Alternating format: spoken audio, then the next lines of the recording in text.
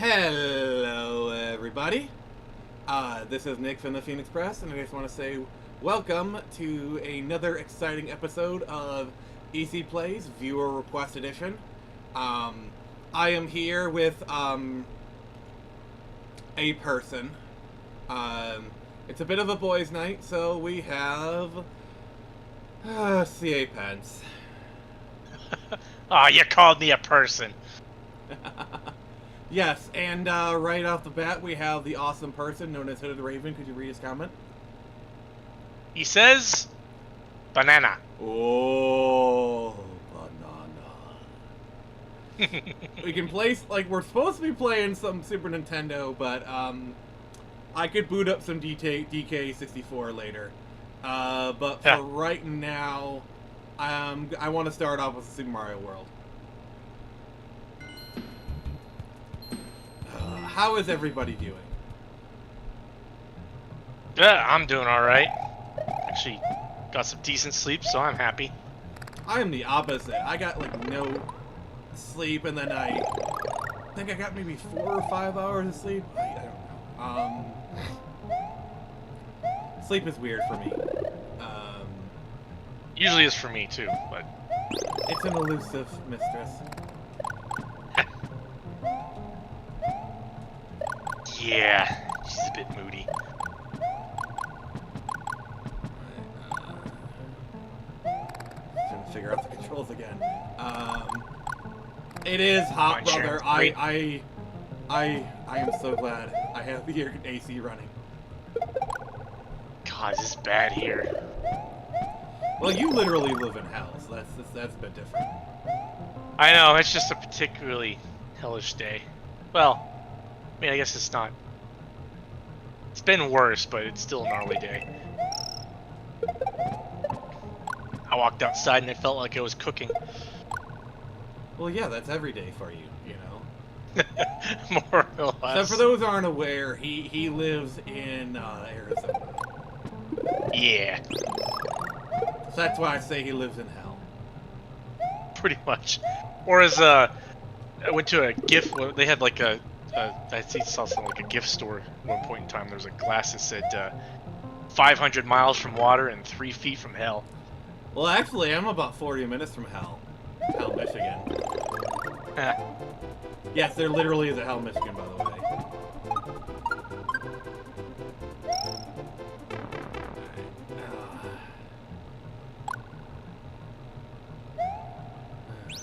But yeah, so we're primarily going to be playing Super Nintendo games, but if you have any other ideas... Oh, happy day to you, Happy Dinosaur. How you doing, buddy? We are still doing the Super Chat request for emulation, and that is actually open to pretty much any, like, emulation game.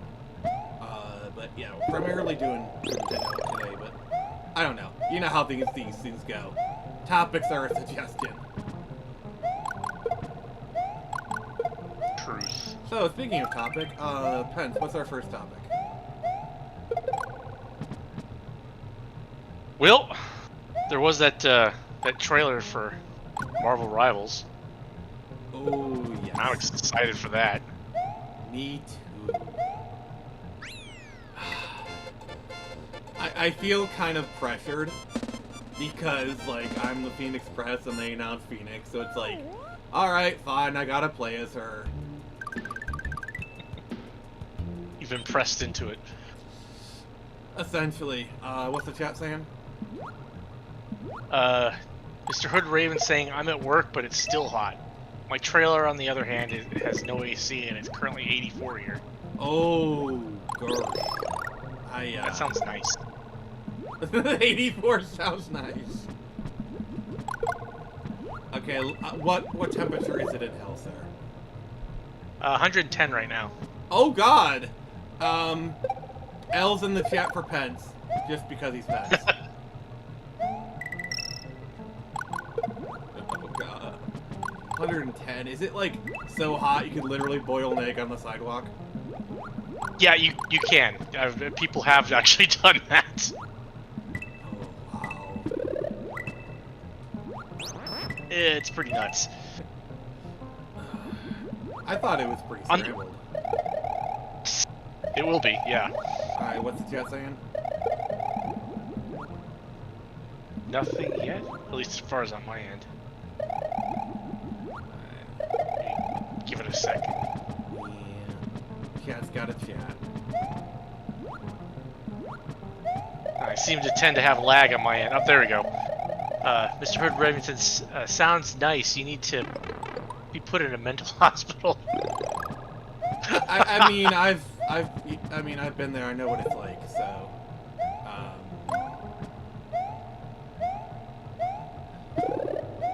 by the way, Pence, you never responded to that one meme I posted on the Discord. Meme on the Discord? Yeah, go onto the Phoenix Press Discord. You're tagged in it. Oh, okay, wait till I take a look.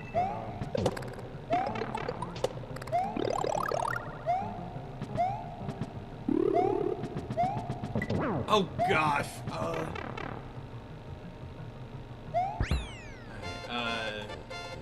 Is it in the memes or is it in the lobby? I think it's the memes. You're tagged. Oh, there we are. Oh, jeez. Alright, read what I wrote. It says, at CA Pence, your mom is loose again.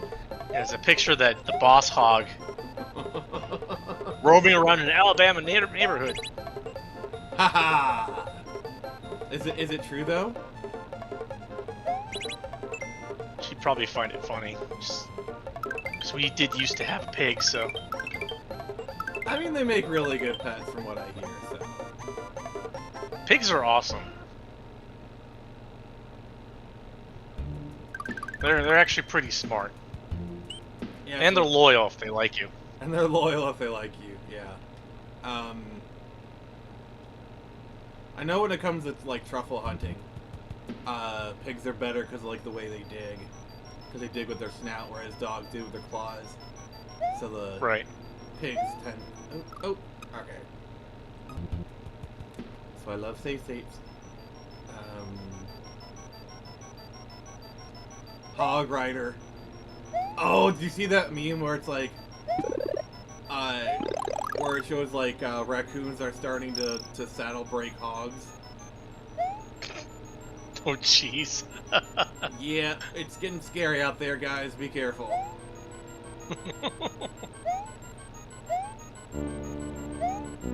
That's pretty nuts.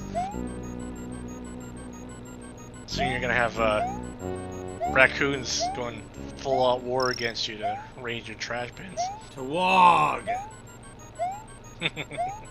I really do not like these haunted house ones. It's like, it's supposed to be like a puzzle box. It really shouldn't.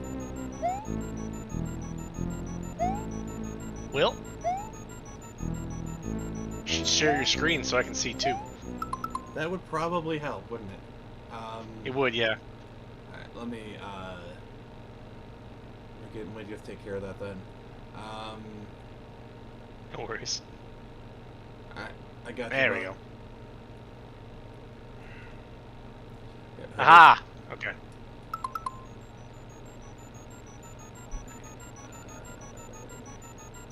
I must be very careful as I lose the superpower.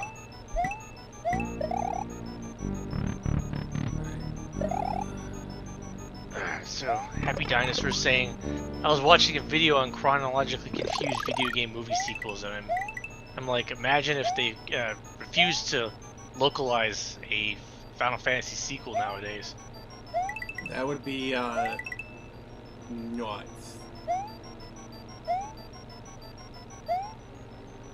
It wouldn't be the first time. Remember back in the day, Japan didn't like releasing anything in the US. Or like, oh, we skipped Final Fantasy 2 and 3 in America on the NES, so let's just call Final Fantasy 4 Final Fantasy 3, Final Fantasy... let's just call, you know, you get the joke. Yeah. You got the names all wrong. Yeah. That was Oh, dumb. and these dumb, stupid Americans don't understand RPGs, so let's release like a game that's like Daddy's first RPG. Call it Final Fantasy Mystic Quest. Oh, that was stupid. Glowing green crap coming after me.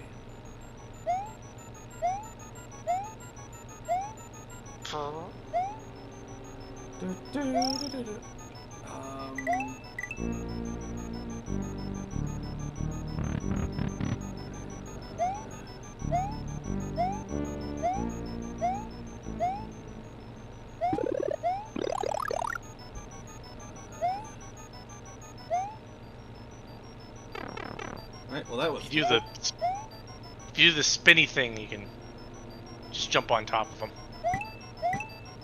I will remember that, actually. Let's,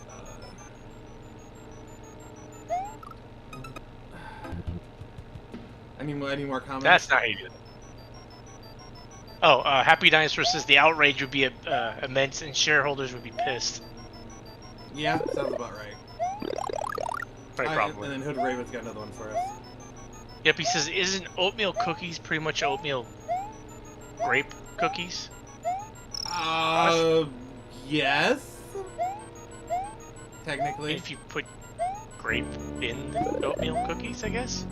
Well, raisins are just essentially dehydrated grape. Oh. If you put the raisins in, sure. Okay, you lied to me. You lied to me, mother ducker. No, you have to do it on... You jump on top of them while you're spinning. Oh, okay, let's try it that way then. You can't spin and hit them. You have to... You do the thing where you spin and jump on top of them, and it does that. And it won't hurt them, but you can at least get over them. Oh, he forgot the word raisin. Oh, okay. I tend to prefer my oatmeal cookie sans raisins, so...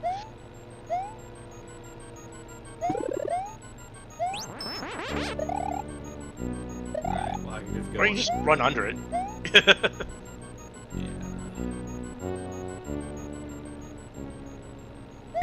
Man, how do you beat this level? So you need to get the POW, and so you can get the second door to go through that one.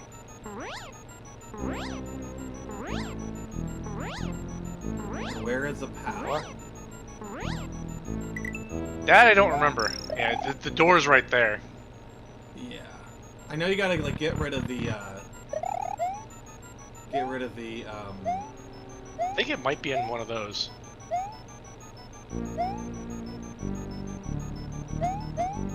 Guess Happy Dinosaur's going to get some cookies. Alright, well that... Understandable, man. Well, CA Pence lied to us. Again. I did not. It's, Yes, you did. I'm pretty sure it's somewhere in there. Okay, See? okay, That's what I was saying. That's what I was trying to tell you. Alright, that one you didn't lie about. I'll give you that much.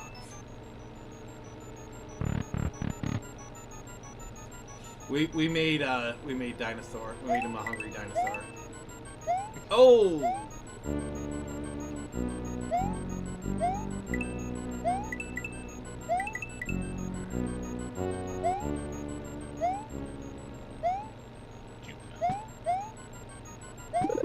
Oh, there it is. Oh, there it is.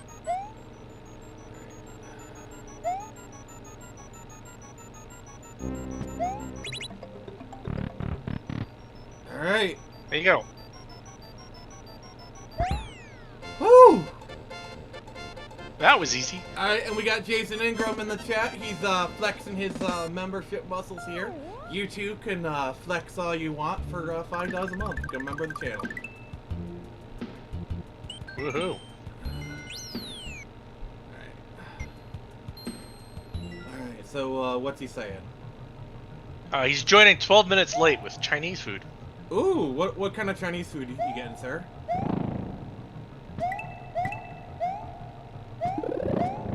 Yeah, what you got? Oh god. Yep. Jeez, you trapped yourself. Yeah, I did that to myself.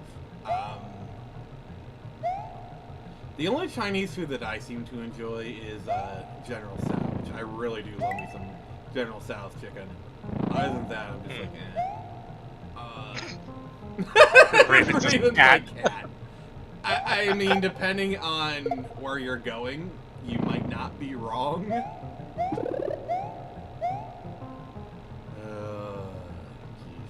Fortunately, there's a surprisingly good chance of that. He says sesame chicken, no veggies, because veggies are poison. Yes, veggies bad, meat good. I keep overshooting that. I'm trying to get the flour, but I keep overshooting it. It's because veggies bad. There we go. It took me a few tries. Yep. The chat saying. Just, Hooded Raven says sometimes dog. Yeah, that's true. Yeah, probably. If you happen to notice there's not a lot of strays around the Chinese food place, maybe you should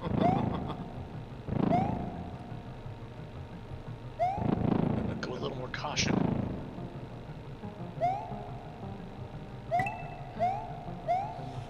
I see, the problem is, I want to make comments, but they're a bit political and whatnot, and I'm just, nope, we're not going there.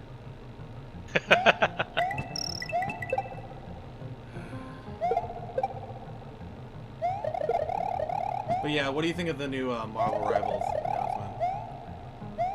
I think it's gonna be cool. Yeah, Like, Blade's a solid choice. I'm curious to see how he works. yeah, Blade's just, it's gonna be hard to mess him up, but it'll be interesting to see how Phoenix works, I think. You say that, then there's that movie. Well, presumably a movie. Presumably a movie. I like how even David Goyer is like, it's not that hard to do a Blade movie, guys. Says the guy who killed the Blade franchise.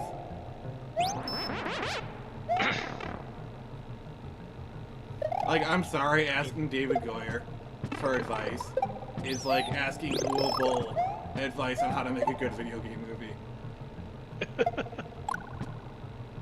Or a movie in general, really.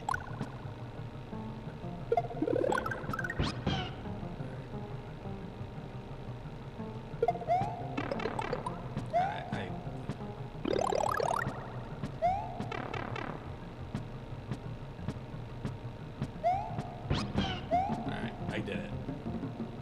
Yay! Screw you. Alright, what other topics we got, Pens? Alright, well, probably should have wrote those down, but that's fine. Yeah. Well, let's see. Well, in the meantime, tell us what Hooded Raven is saying. He said there might be a chance that there's a Chinese restaurant next to a pound. Oh, jeez. Yeah, there's always a possibility. Yeah. And what you don't know is that pound actually has a deal with the Chinese place. They're a no-kill shelter. What they don't tell you is they're not actually the ones killing them.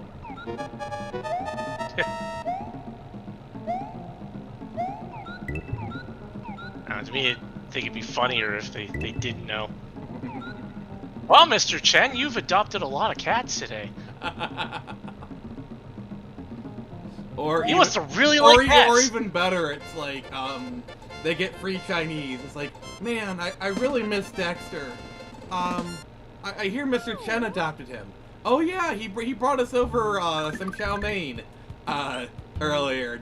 Have you had it? Oh yeah, it was really good.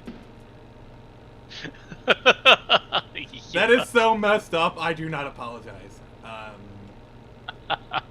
But yeah, that's just, oh gosh. There we go. What's Jason? What's saying? Yeah, so Jason Ingram was saying topic we have is fem ship is better than male ship in Mass Effect. That is lies. That is lies. I will not stand for this male ship slander. I agree with him. Fem ship is awesome. No, lies! Male ship superiority. Unless you're gonna tell me female V is better than male V. Nah. Because male V gets to get with Pan Am, so. Yeah, he gets that nomad booty. Yup. That is the superior choice. Yeah, Judy's a bit cringe, to be honest. Yeah, a little bit. she's cool peeps, but better as friends. What's funny is, I remember when like the previews were going and like, ooh, hey damn, she's pretty. Oh god, that was good. Yeah, but like now that I've gotten the game, I'm like, yeah, no.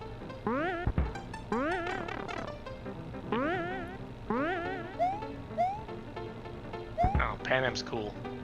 Not just pretty, but she's also... Yeah, she's literally ride or die. Yeah.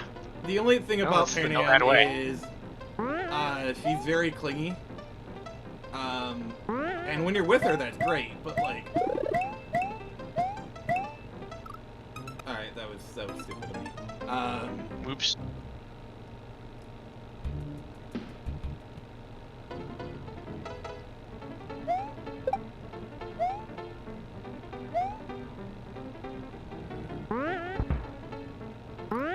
Oh, dear. Apparently, Mr. Hood Raven was thinking that too. Great minds think alike.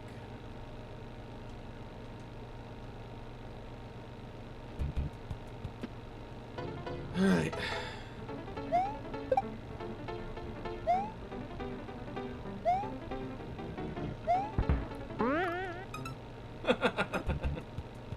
Jeez. They're coming at me from all directions. You just want a bullet bill hug, don't you? I'm not. My name isn't Kurt Cobain. Oh, jeez. That got dark. Oh, yeah. I guess you're gonna say something's in the way. I mean, Yeah, with bullets. I mean, with the lights out, it's less dangerous. We all know that. Alright. Somehow you got that one. I don't know how. There we go. Duck and cover. Yes, it's so effective against nuclear bombs.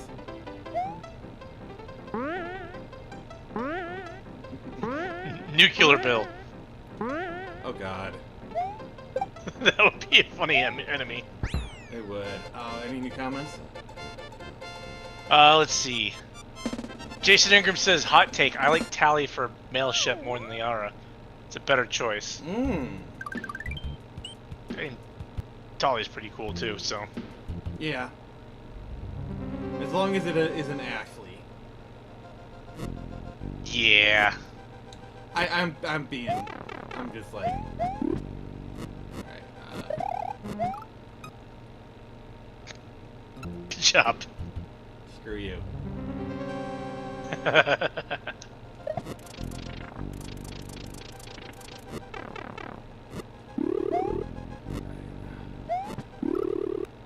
Why is he throwing PlayStation controllers at you? PlayStation controllers? What's weird is I was kind of thinking that.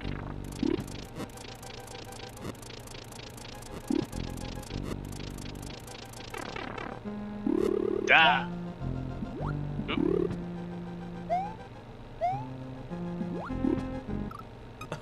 This is kind of interesting, I'll admit. I just realized he turned that block into a turtle. And the turtle's the same color as the block. That's a question I'm not sure I want answered.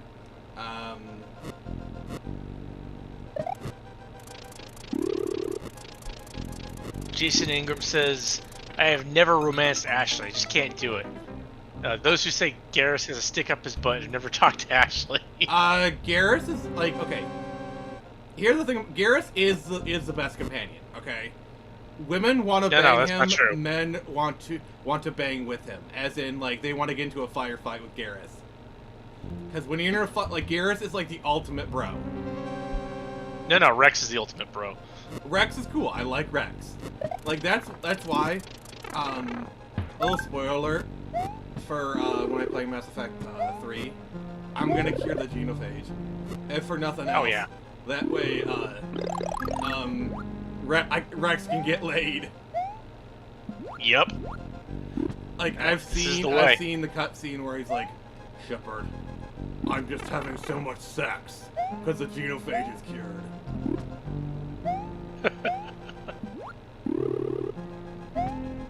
Oh, got him. We got him!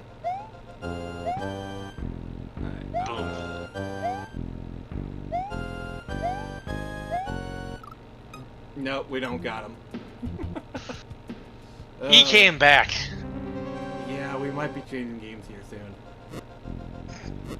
So Hood Raven says how to get Phoenix to cringe in one easy step. Write a shipping fanfic about Phoenix and Pence. Ah, god damn it.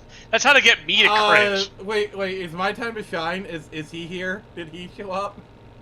No, that was Hood Raven. Oh my god, the Pence effect is spreading. It's spreading! Alright, I'm breaking the rule. We're playing Donkey Kong 64.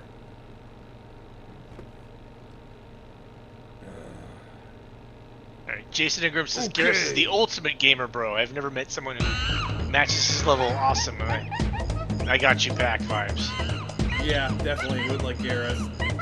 And, like, I get why women love, like, you know, want to romance him. I get it. I understand it. Yeah, it's fair. I understand. Like, that's kind of why Garrus is, like, one of the most popular companions for romance and just in general.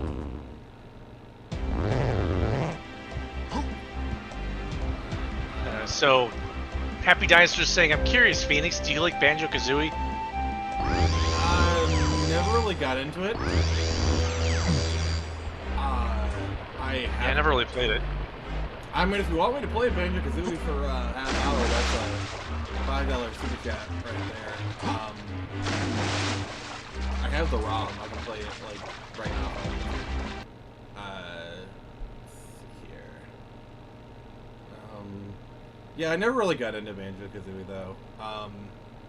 But I do have it. I just never played it. Honestly, it was up my alley for the kind of 3D platformers, like, so. Yeah, I'd play it, just never did. Well, the thing is, I played a lot of DK64 as a kid. A friend of mine had it. We just kind of went through the whole thing together. So, like, I have some nostalgia for this game.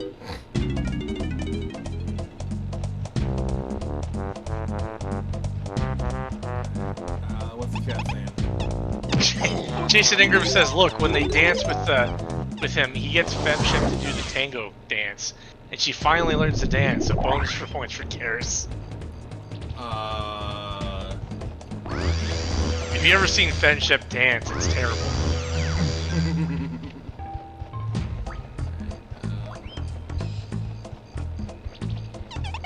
So yeah, if Garrus can get her to actually dance proper, like, then, you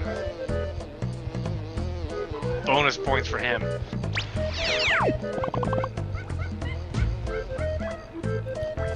The first priority is we need to get the gun. Coconut gun. Can fire in spurts. If he shoots ya, it's gonna hurt. Oh, there's the shot. Ah. So Happy Dinosaur says it's a, not a request, just a question. Oh, okay. No, never really was. You know. Never really played it as a kid.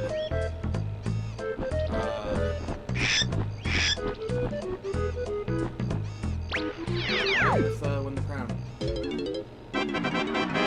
Yeah, like, it barely lasted us like 5 seconds. Good job. Rude's comment. Hood Raven says, I love the music for this game. I want to get the gold record. Yeah, rare.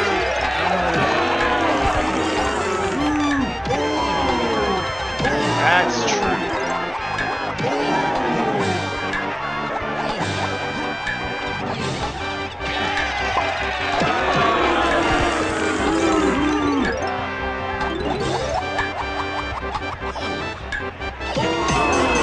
Alright, you got the crown. Yeah.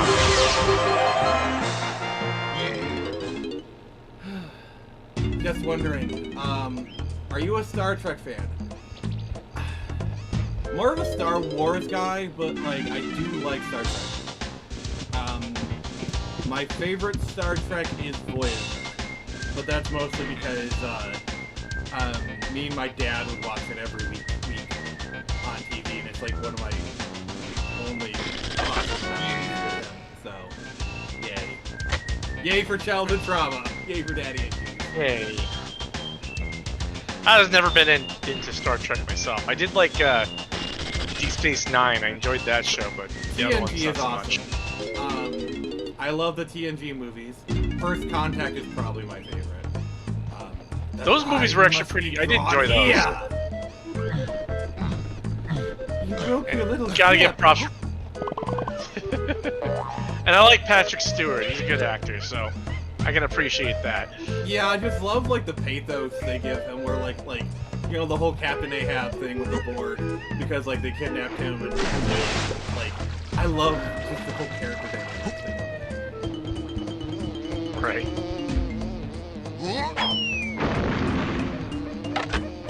You show that boulder who's boss.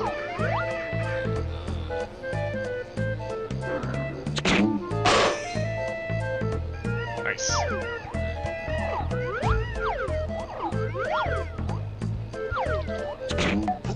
Alright, what's the chat saying? Oh, there we go. Happy Dinosaurs says I love the original series best. I could see that. I never really watched much of the original series. Neither did how I, the but- heck do you put this away? You don't. And Jason Ingram says, hot take, I like Voyager more than Next Generation, but Next Generation movies are okay. Okay. Yeah, Voyager, I loved, yeah, Voyager was pretty cool. And another hot take, I think Enterprise is underrated.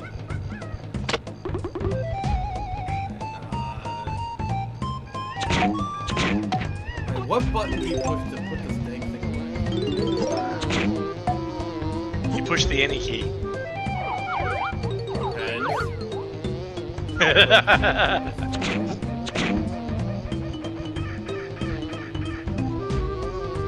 Once again, you'd cook before you got here, especially today.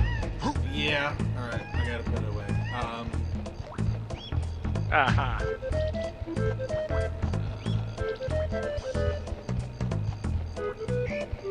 I got the gun. Now I need to free Diddy.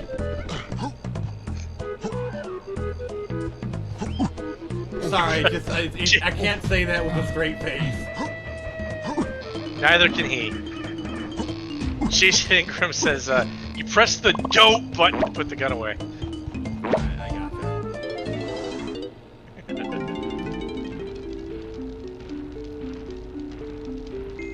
Alright. Go? Prig.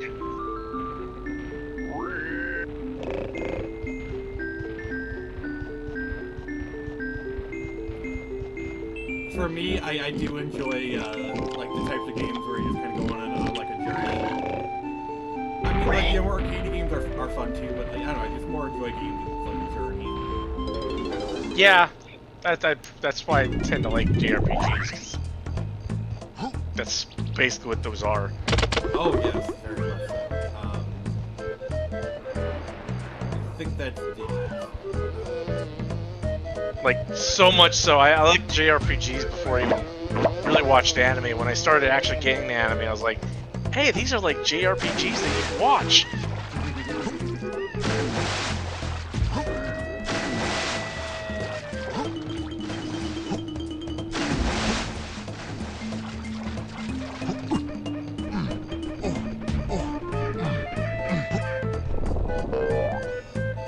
Oh, okay. Aha!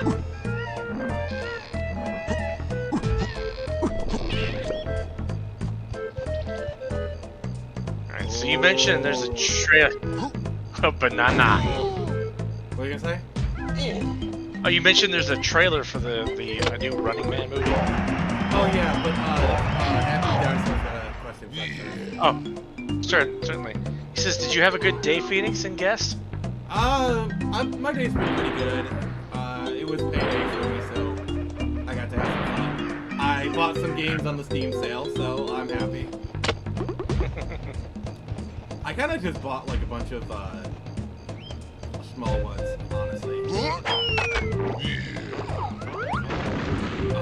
Oh, it's time to wake up is here. Oh no! He says, "Pence, you missed it. Legends hinted at it. Myths kept it alive in our thoughts. Prophets foretold of its happening. The very reason that TV, etc., was invented for has finally been realized." What the duck is he talking about? I have no idea. Now I'm really curious. It's time to wake up. What the heck are you going on about? Please tell me. All right. What's been realized? What's happened? Yes, what has been foretold? Alright, that's,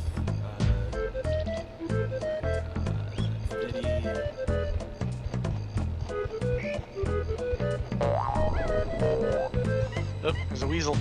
I mean,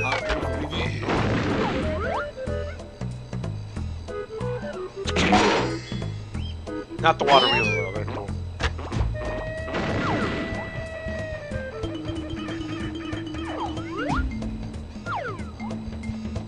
And to answer your question, Happy Dinosaur, I had a good day. It was pretty decent. Yeah, if you guys got any more questions for me, please keep them coming. And if you guys got any games you want me to play, let me know. I'll try them out. Really, the super chats are just to force me to play it for like a half hour. That's all it really is. But if you guys got any games you want to see me play, let me know. Oh no, yeah, that's not one of the best ones. Read It's Time to Wake Up's comment. Nick did the Truffle Shuffle live on stream. Sort of. It was a little lackluster. Yeah, lackluster. Being operative. Oh, you did it? Kind of, yeah. Did someone pay you to do it? Yes, paid me. Very little money. I could have asked for more. I thought the going rate was $100. Less. Less than $100? Yeah,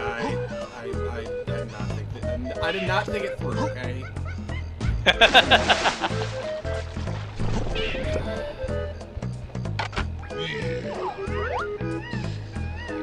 Well.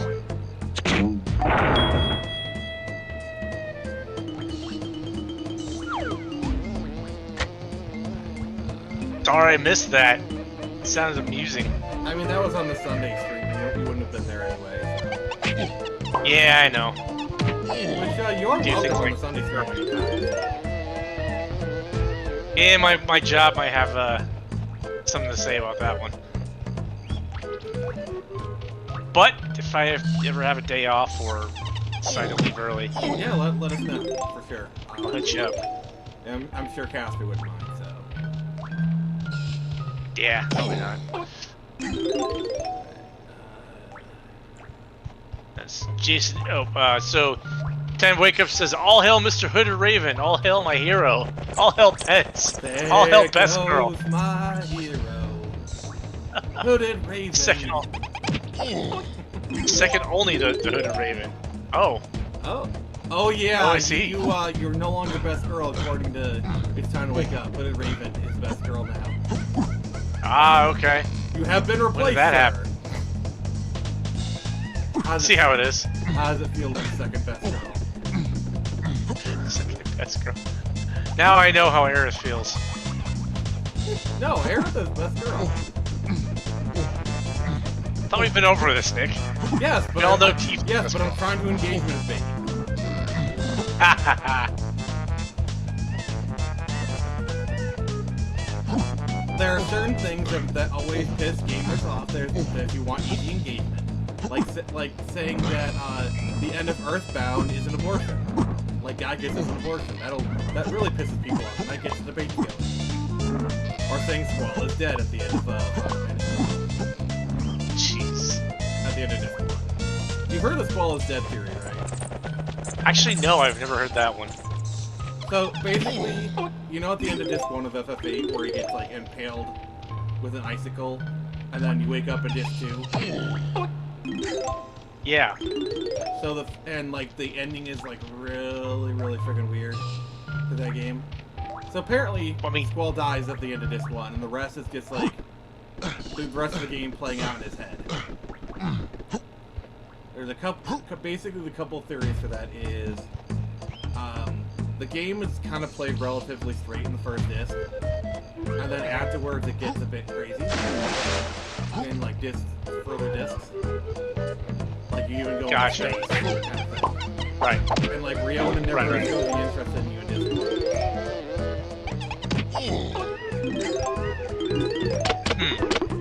I mean, it's called, you know, developing a relationship. I know, I'm just going off of what they said, so. Yeah, I know. Not sure I like that idea, but interesting concept. I mean, you don't have to. Yeah, like the it, ending's. I'm just telling you what the thing is. I know. I gotcha.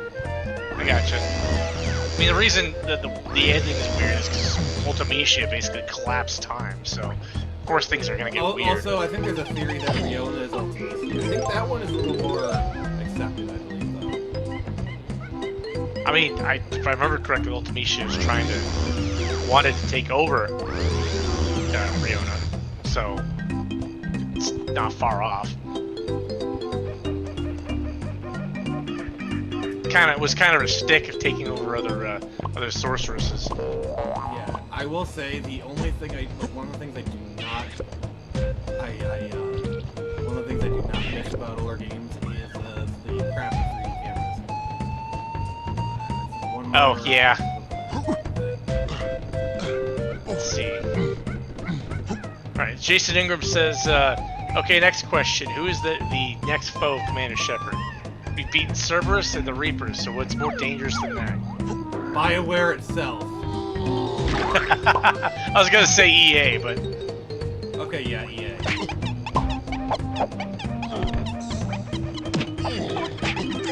Well, actually, we saw the enemy. It's called Andromeda. Oh gods.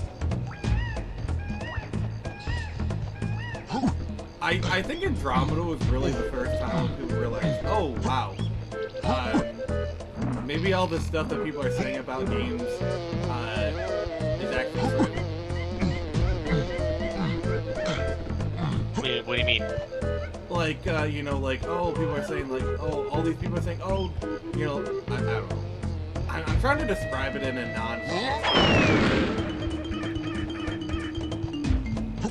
Anyway, subscribe to my OnlyFans.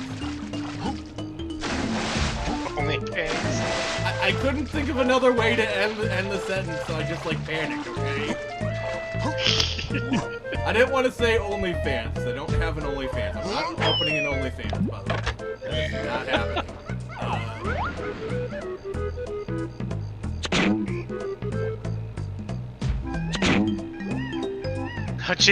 Jason Ingram says, this theory sounds worse than indoctrination theory. Indoctrination theory at least explains the shitty ending of Mass Effect 3. Basically, it's the idea that the ending of Mass Effect 3 that Shepard was already indoctrinated. And basically, everything was a hallucination. The Reapers were taking control of Shepard's mind at that point.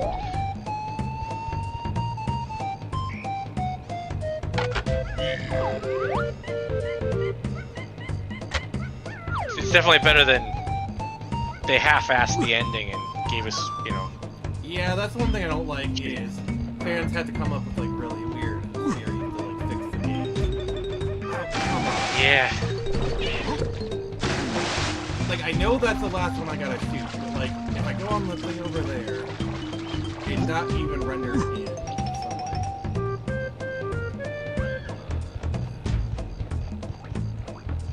Alright, so then Hooded Raven says, Pence, I linked the Truffle Shuffle and the memes on Phoenix Discord. Gotcha. I'll take a look at it later, man. I've actually thought about going back in the stream. Guys, you need to make sure you clip that out before he gets rid of it. must save it for posterity. For posterity? Yes.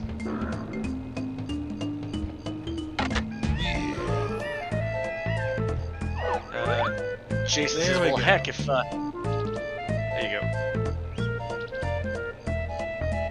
Watch, shoot the edge there. Yep. It was gonna happen.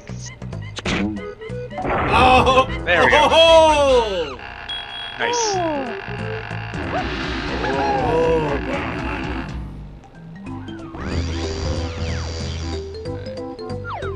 Alright, what's the chat saying? It's okay. So Jason says, well, heck, if Shepard takes on EA, the enemy of Game 6 will be Disney. I'm actually surprised that Disney hasn't bought EA yet. Yeah, they seem to go pretty well together. Yeah, I mean, they made this big investment into Fortnite. Like, if Disney buys Epic Games,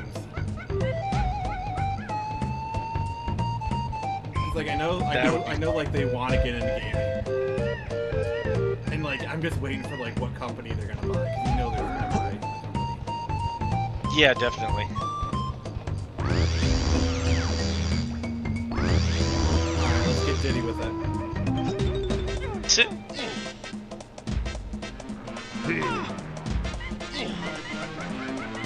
I like the character they put in this.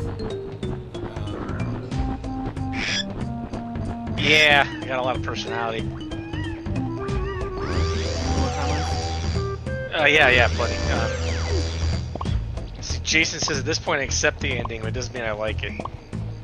I don't accept the ending, it's stupid. The rest of the game was good. I think that's the worst part. It was a good game aside from that one thing.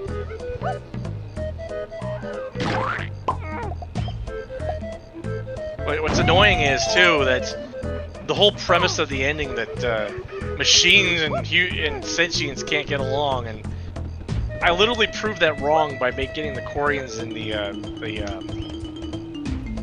the Geth reconcile in game. Wow. So it kind of proved their point wrong. It was kind of inconsistent. It was like two different people were writing it, which is probably what happened. But Yeah, I mean they did switch up writers. they switched. Yeah, they got rid of the original director of the series. And Yeah, I kinda think put all the writer hands- of the original Mass Effect was the guy who worked on KOTOR. So Oh, was he? I don't. I mean, that makes sense. I do remember him talking about what his original plans were for the game, and what he was saying, his intention was that the sentients would always start using biotics, like the biotic powers, and what would happen is, what? No, not bionicle. Biotic, like the psychic ability Yeah, I know. stuff that they had. Stupid. Okay, that is true. That is what you do. It is. But I feel stupid. I can't do this. what would happen is it builds up on. It ends up screwing up the universe and causing stars to collapse. And so what the Reapers are doing are getting rid of sentience to stop that from happening. And that was his original plan for the Reapers and everything like that. That's why they're trying to kill. I thought it was like just they did a reset every 10,000 years or something. Yeah, that's what they do. They kill off all the sentience, and then, you know, when other animals evolve to sentience again, they start the process all over. And they always go towards the biotics and they use it. Okay. And he even cited there was I forget which game it was in, but you start off where you're in a solar system with a dying star, and that dying star is collapsing because of that phenomenon. Honestly, it sounds way better than what we got. It does.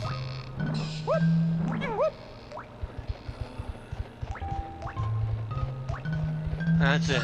And Time to Wake Up says Donkey Kong Jr. is the true villain in these games. He's hoarding all the bananas for himself. Oh my. What else we got for comments? Then Hooded Raven says, "It's okay. You can't tell Phoenix. Oh, you can't tell it's Phoenix. You just can't see his head." Wait.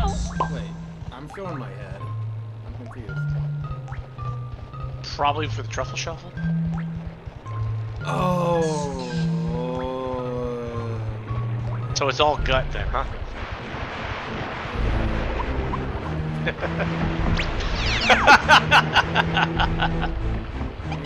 Jason says humanity was supposed to be the solution to that problem. What he was going to do was have humanity on Earth go extinct to save the galaxy. It doesn't make Bionic safe. It was still bad. Hard to say. Would have to see it played out, really.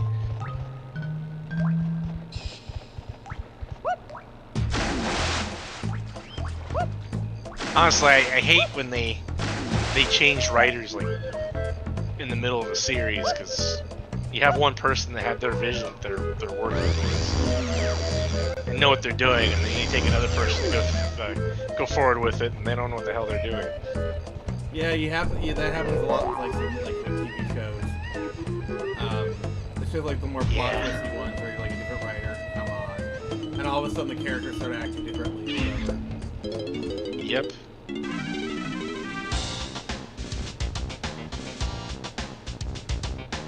But Raven says basically he's behind the couch where he's positioned, you can't see the head. Side wakes up and says, wasn't that Xenu's plan? I have no idea who Xenu is. I think that's the Scientology god. Oh, I see. Oh, speaking of which, I love like the South Park episode where they're explaining it, and it's so ridiculous, but you have like the thing. This is what Scientologists actually believe.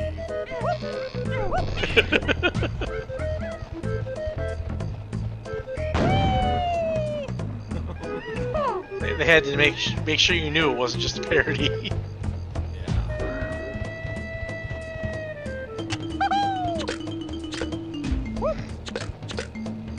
That's just ridiculous. That's ridiculous.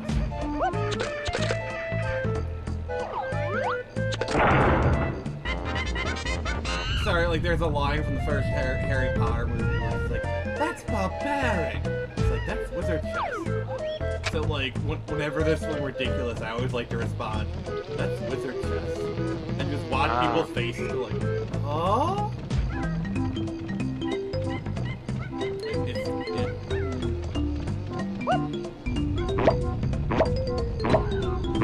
So, Pence. So what? I have a question for you. Well, I might have an answer for you. Have you ever been on the dating sites, right? Kinda. Like half-assed. So whenever I get a match and I don't know what to say, I'll always just my opener is I'll do the gif from episode 3 will be "Hello there." Nice. And the thing is, if she responds with General Kenobi, that's how you know she's a keeper. That is true. It's a good filter. Yeah, not many women have passed that test, sadly. I'm not surprised.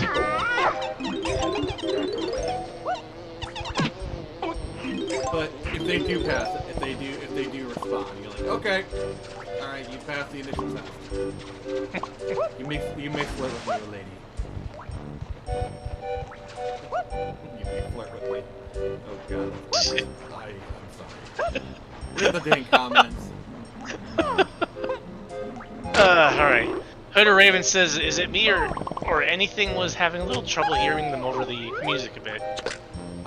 Do you want me to turn it down? Yeah, I'll turn it down. Just give me a second. Oh, shit! There we go. I paused it at least. Okay, I'll turn it down real quick.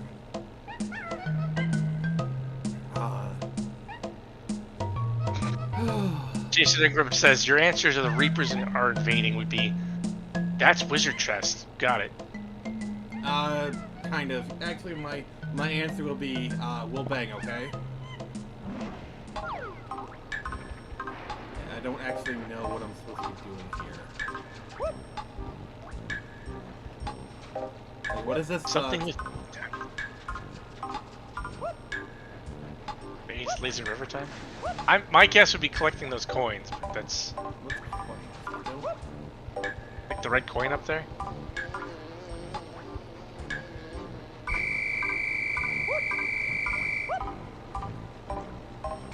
Sound Wake Up says, yeah, they're whispering, I think.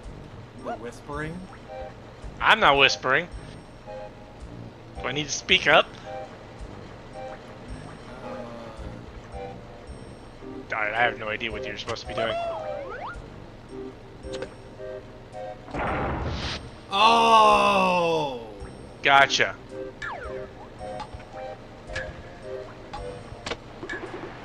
Okay, this is one where, like, the shitty camera is a villain. Yeah. Oh, come on!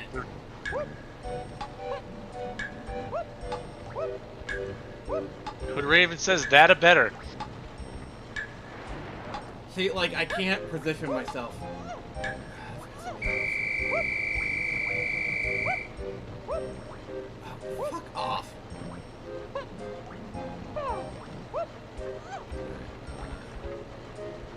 Oh, okay. The other problem is, it's like, it's not letting me pass through. So there's like a barrier. God, I hate these. This is like the #1 big problem with a lot of these older games is shitty cameras. Yep. And they use that too. It's part of the gameplay.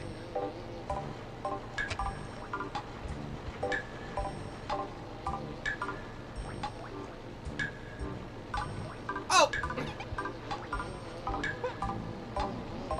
Jason Ingram says, I'm whispering.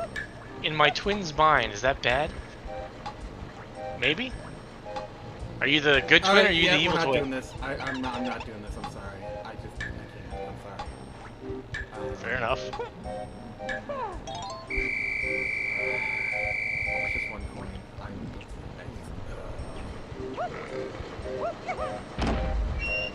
It's time to wake up. Says, I can hear Best Girl. Nick is whispering. Wait, is my mic low? It's possible. I can hear you, but apparently they can't. Alright, chat, is my mic low?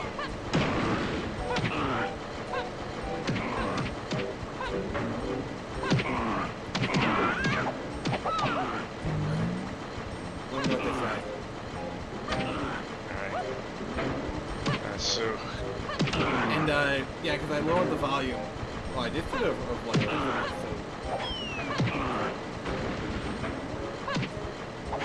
Well, they're saying a lot of things, but none of them are answering your question. Alright, what are they saying then? Oh, yeah, okay, so yeah, Jason Ingram just confirmed, yes, your mic is low. What the heck? Alright, I've turned off the fan. Let me know if that affects anything. It's like, I literally, like, this is what one of the things that pisses me off about OBS is it'll rate, like, the settings will just randomly change. Like, 1 week something will work and the next, like, oh, I want to shit the bed.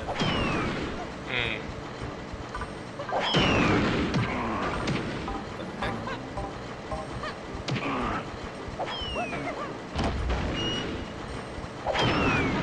Alright, let me know, guys, okay? In the meantime, let's see, Hood Raven says, the one part of the game where you're in the desert always gave me nightmares. You're just in that little place and all of a sudden you have a little crosshair in a deep voice that says, get out. Oh.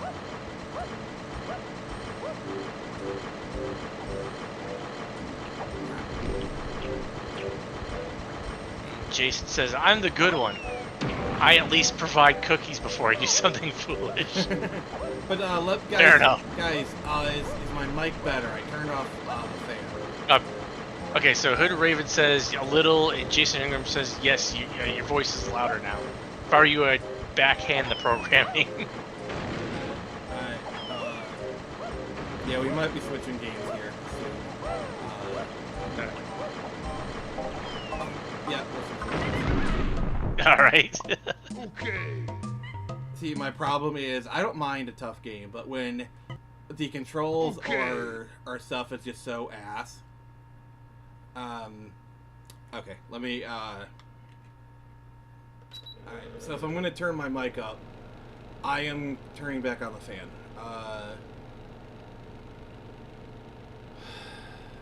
Actually, it's using the device. I actually gotta fix it, in Windows settings. Exactly what I gotta do. Input, sound devices.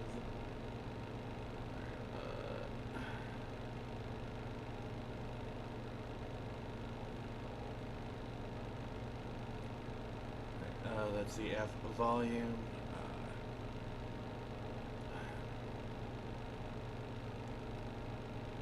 Device properties. Okay.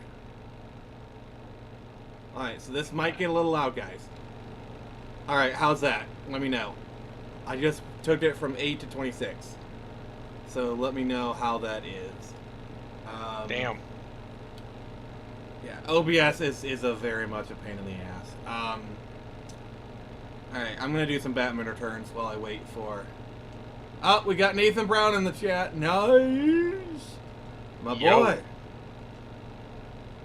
How you doing, sir? Randy Stark isn't an option. The other half, I have no idea what they're talking about. Oh! They're talking about evil and good twins, I think. Oh! So, speaking of Randy's, sorry, it kind of reminded me of something. So they've been doing casting for the Street Fighter movie. Did you hear that Cody Rhodes is rumored to be playing Guile? Cody Rhodes. He's a WWE wrestler. Oh, that'd be cool. I think yeah, he's pulling from wrestlers would be good for. I think he would be Street Fighter. perfect. I think he's perfect for Guile. All right, what's Oh yes, 100%. Oh, you're looking at Cody Rhodes? You looking at a picture of him? Yeah, I looked him up. Yeah, that would fit. He just needs the ridiculous hair, and then you're good. Oh, you can even just the hair he has now. But what's the chat saying? All right, let's see. Let's see. Jason says, "Okay, yes, it'd be George Stark in my situation." What? At least that makes sense compared to my twin. He makes more strange stuff than me, a writer. All right. Nathaniel Brown says, "Phoenix is Batman. I'm great. I had a great day at work." I can neither confirm nor deny if I am Batman. I will say this though. How would you feel if I did a ROM hack for this game where I placed the Batman sprite in Screecher? That'd be cool. I kind of want to do that just for fun. Like, That would be how fun. funny would it be if, like, I randomly just pull it up on a stream and you're like, wait, what?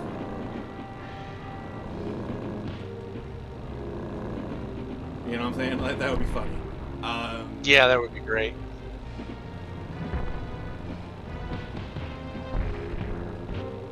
Because I have been thinking about making a Screecher beat 'em up, so that's the other thing.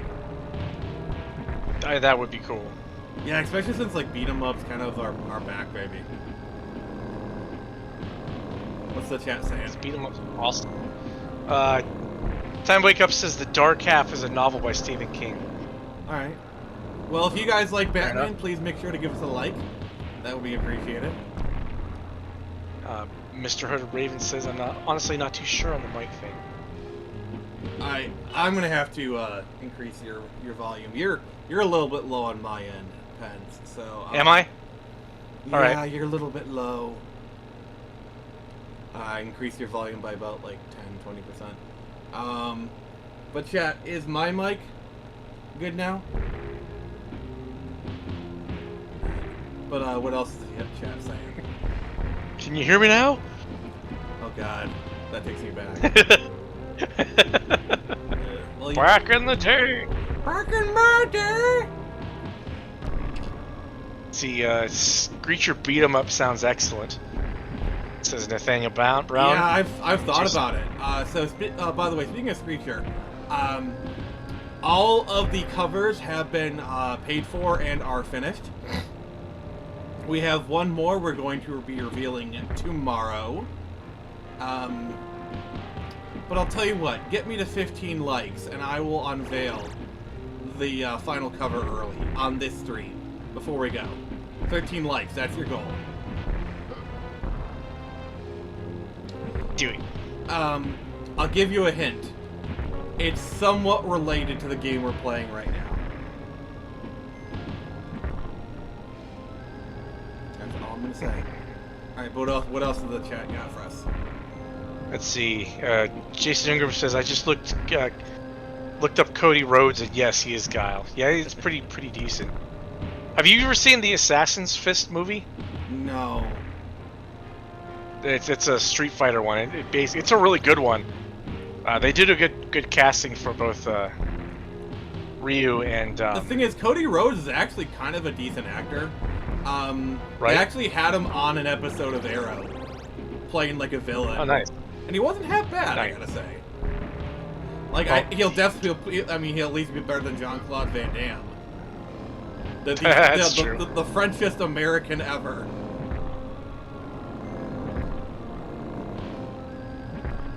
Definitely better than whoever they had for Guile in the. It was like it's like a short sequel to the Assassin's Fist, which was complete ass. Oh, you mean Legend of Chun-Li? No, I don't think it was Legend. Chun-Li wasn't in this one. No, they had did the movie Legend of Chun-Li.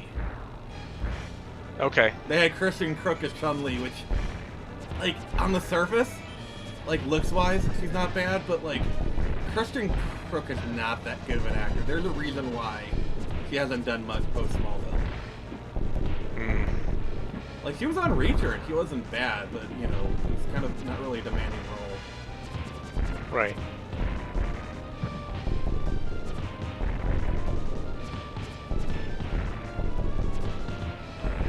Well, I do recommend Assassin's Fist if anyone wants to watch a good Street Fighter movie.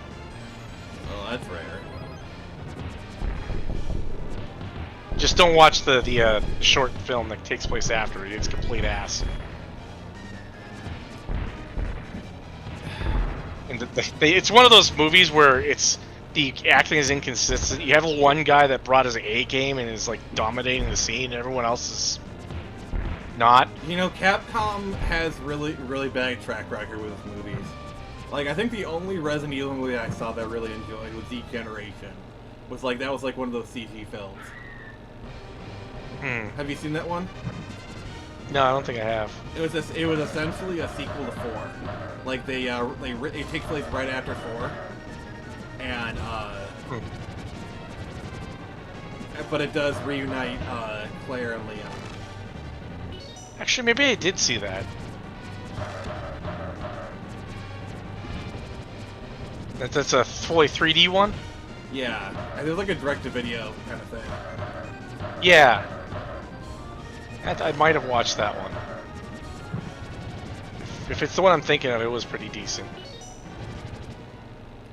Alright, we're done with this one. Oh, this is a game over screen. Ooh.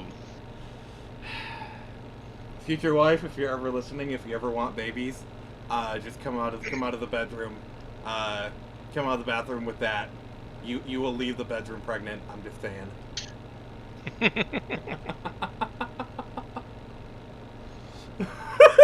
God damn, Nick.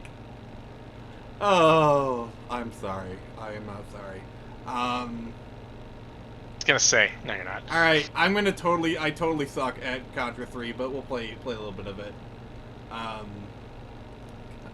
Read the freaking comments. All right. Let's see. Let's see. Hooded Raven says, honestly, probably won't be too hard. Probably won't be hard to do a ROM hack. Probably not. Yeah, the hardest part is getting the sprites made. Really. Yeah. Let's see. Nathaniel Brown says your mic is great. I'm playing Maneater. Oh, I've wanted to play that game. It looks really fun. Never even heard of it. It's where you play a shark and you eat things. Oh, sweet. I can dig it. Can you dig it? Yes. By the way, this is 2 weeks to stop the spread. crud gun. Wah, wah. Let's see. Jason Ingram says, back in my day, I had to up the road just to get the car, and then we had to drive for an hour to get to the store. I mean, I had that recently. It's the problem with living in a small town. Yeah. Especially out in the middle of nowhere. This is why I love living in a metro area. Everything's just close. Yeah. It's just right there. Yeah. Same. So the worst part is, like, driving across town, it's like, oh, an hour. Because everyone's I just driving blew 2 through all miles an my hour. free lives that quickly. I suck at this game. Good job. Let's do some F-Zero. That works. It's Time to Wake Up is asking Jason Ingram, which one are you? Mort Rainey or John Shooter? I have no clue what that is. He says John Shooter, and yes, that was a good movie. He's unapologetically not sorry about your comment, Nick. Alright. So speaking of Fair Shooter, enough. I just want to say I'm actually kind of excited for the new Happy Gilmore movie. There's a new Happy Gilmore movie? Yeah, it's gonna be on Netflix. Huh.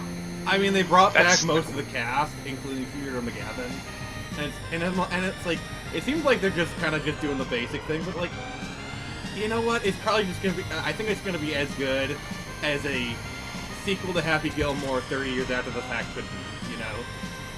Yeah. Yeah, that's... I didn't have that on my bingo card, to be honest. Yeah, check out the trailer. It looks like a Happy Gilmore movie 30 years after the fact, but like, I don't know.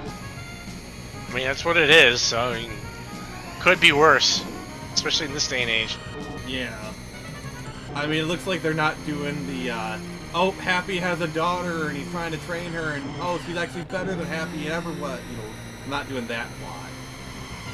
She's angrier than he was? No. Actually, I could go for that, cause... I think that was kind of the problem with the Bill and Ted sequel, is it starred their daughters, kind of thing. Ah. Damn. Never saw that one. Also, a Bill and Ted sequel is not something I would ever thought would happen. Yeah, that's That was like the last odd. movie I thought would actually get a sequel.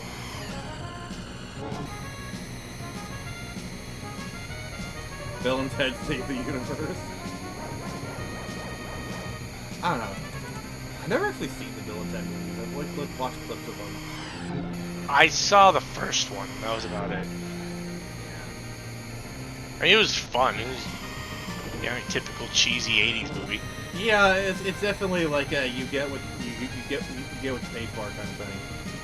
Yeah, there's not much surprises when you go into that. It's pretty much what you expect. Any comments? Yeah. So it's Time to Wake Up says Secret Window was a good movie. Figured out the third act for the reveal. Yeah, And then he says, oh, sorry, go ahead. go on. Then he says Ingram and I are discussing characters with split personalities in Stephen King novels / movies. Oh, Gotcha. okay. Like, one movie that like I've seen like clips of it throughout my years, but never actually sat down and watched it, was First Night. And I actually sat down and watched it, and I enjoyed it. You know, it's Sweet. I enjoyed it. You know, I mean, it's definitely one of those movies where it's like, when it came out, it was probably okay, but by today's standards, it's pretty much a masterpiece. Yeah. Yeah, like, that's because they actually knew how to make movies back then. Yeah. So back then, even mediocre. The only thing I better. don't like is like they kind of cucked King Arthur. You know, it's kind of weird. But to be fair, that's kind of your standard. Like Lancelot and Guinevere are always sneaking behind Arthur's back. Like that's it's in the lore. Yeah. It's canon. Canon, baby.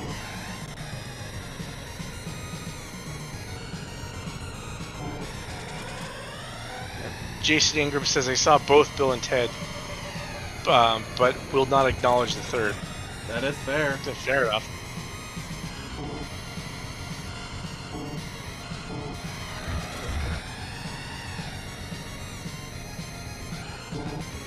But did any of you guys get anything on the Steam Summer Sale? I got a bunch of stuff. What do you Let's get? see what- Like, I got Crash Insane Trilogy. I got RoboCop Rogue City. Oh, nice. I was gonna get the upgrade pack, but they're just cosmetics, so I didn't bother. Yeah. I got Hades. I think I bought another pinball table because like I do Pinball FX. It's a pinball simulator, and you can just buy tables. Ah, fun. Both real and fantasy ones. Like I bought a Pacific Rim table. Huh. I like Pacific Rim. Okay. Pacific Rim is good, but Yeah. Yeah, I bought Hades, which was like $8. RoboCop Rogue City. I mean, Crash Insane Trilogy was $4. You could say it was yeah, I saw that. insane deal. Wah, wah. I was considering that one.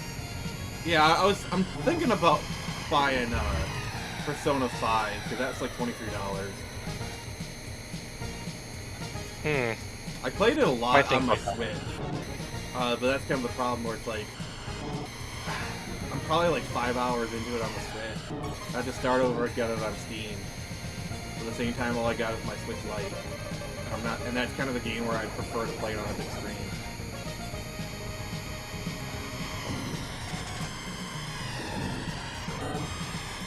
Well, yeah, like I'm playing Persona 3 on my Switch, although I play the Switch on my screen. Though, So. to be fair, Persona 3, I played Persona 3 FES on the PSP, so like I can't.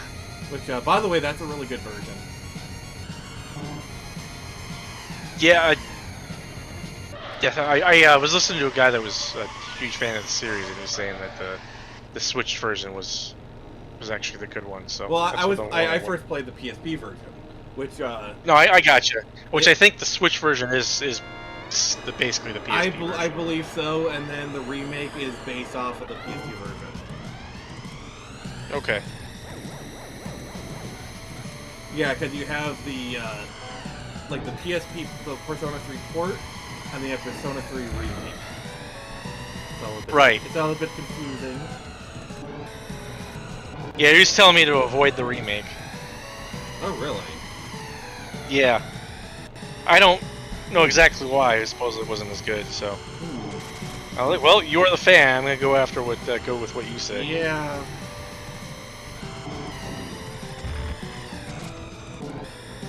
What was it I just bought? What's the So I saying? was. All right, let's see. Let's see. Jason, what I'm saying is I legit want the Call of Cthulhu movie, silent black and white movies people made on YouTube, but it's not what it needs to be. Yeah, I wish mean, Del Toro was able to make his From the Mountains of Madness movie that he was gonna make. Yeah. Can you imagine, No kidding. like a legit rated R Mountains of Madness movie from Del Toro? That oh my god. Yeah, he would do good. He would dominate that. That would be pretty good. Yeah, he was gonna make will- it, but the studio, they wanted it to be PG-13. He was like, this is dumb. It's Lovecraft. Lovecraft. You can't do Lovecraft in PG-13. No. That being said, if you want a good Lovecraft movie, Color Out of Space is really good. With Nicolas Cage, of all people. Oh. Nicolas Cage going crazy. That's kind of his thing. Yeah, pretty much. It worked pretty well. Good movie. Proper kind of weird. If I had $1 billion, I would make a live-action Looney Tunes movie, and I would cast Nicolas Cage as Bugs. And all it would be is I put Nicolas Cage in like a shitty bug suit and tell him to be a Looney Tune, and like for one he'd do it because he needs the money, but it would actually be like a funny performance. He seems to be doing a lot of B movies these days. Yeah, because he needs the money. He'll take any role. Because he got to pay the IRS. I guess so. Yeah. I mean, the man bought a dinosaur bone. Fair enough. He actually had a copy back in Comics #1 as well.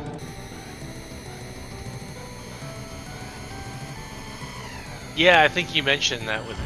Yeah, imagine it's like, honey, I just got home from the auction. I paid $13 million for this. Please tell me it's a Pagani. Please tell me it's a car. If it's a car, I can maybe deal with that. It's a comic book. I want a divorce.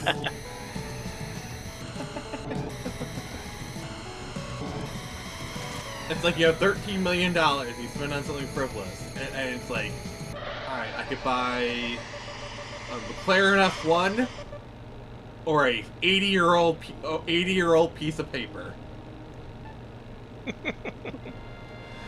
Yeah, it just means he's a proper nerd. To be fair, I think a McLaren F1 is like 20 million, but still, it's like the fact that a McLaren F1 and a comic book are like comparable in value is nuts. It is nuts. That is nuts. That's how that stuff works. Alright, well let me ask you, Ben. Money, no object. Okay. What comic would you buy? What comic would I buy?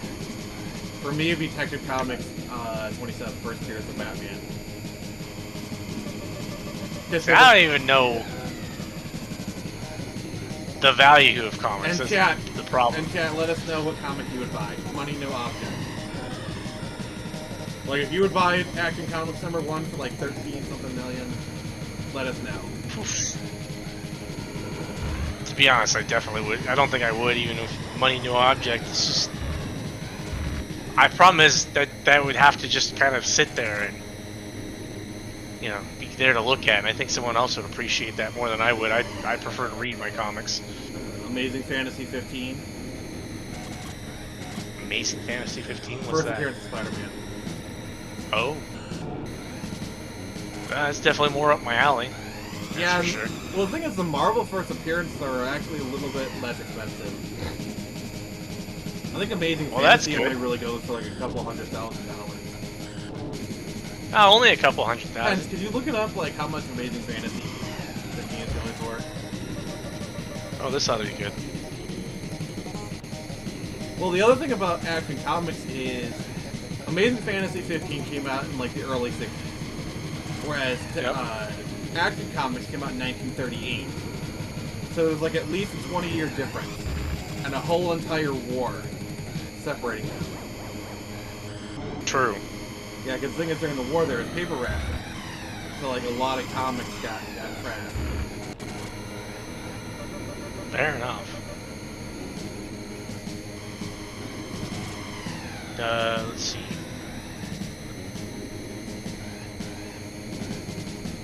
Just like the average price or whatever.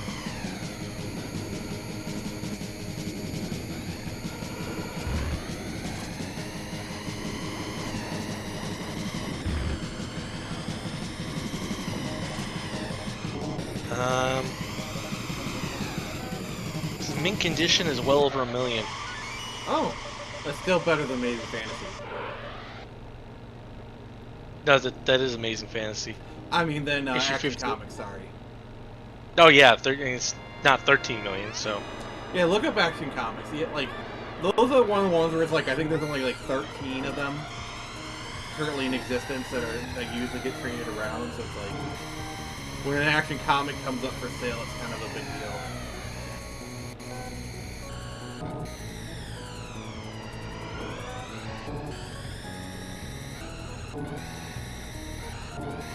Alright, let's see. And they're like, a lot of the times they're known as like, known by like famous owners, like, oh, this is the Nick Cage copy of Action Comics or whatever. Right. But yeah, how much we got for Action?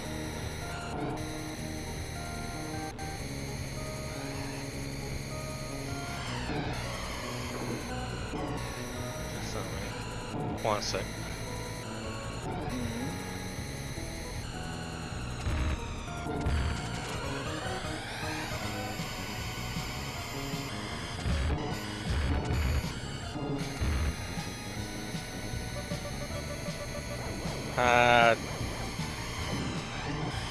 Well, this site's saying 10 million. Well, still, my point still stands. Yeah, it's still up there.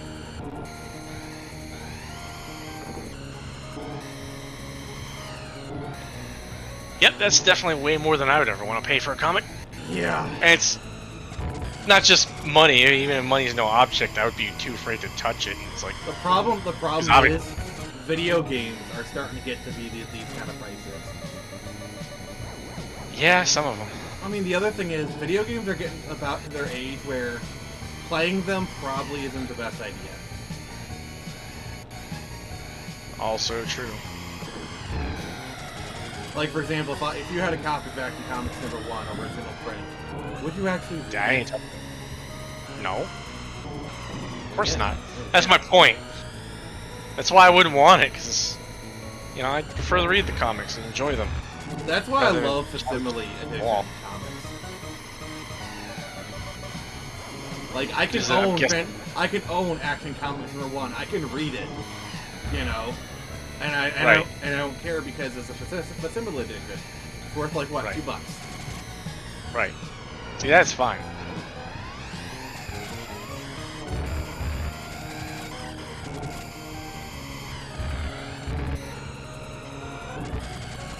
So I tried to watch The Continental, and Oh, yeah? oh god, is it a season pilot shit. Is it bad? That sucks. Yeah, like they have like so many different characters that like have nothing to do with the plot. Oh, lovely.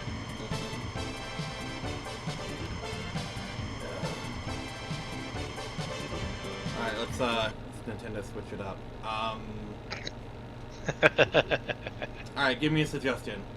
Pence. Boy, let's see. It can be Super Nintendo. It can be anything really. And Chad, if you got a suggestion, let me know. Let's see. A Link to the Past is always fun. Yeah, I'm not feeling that. Oh, let's do Killer Instinct. No? Alright. Jason saying getting a physical copy of the game, he had to play Eternal Darkness Sanity's Requiem costs $100 now if you get a physical copy. Oh, I believe it. I really do believe it.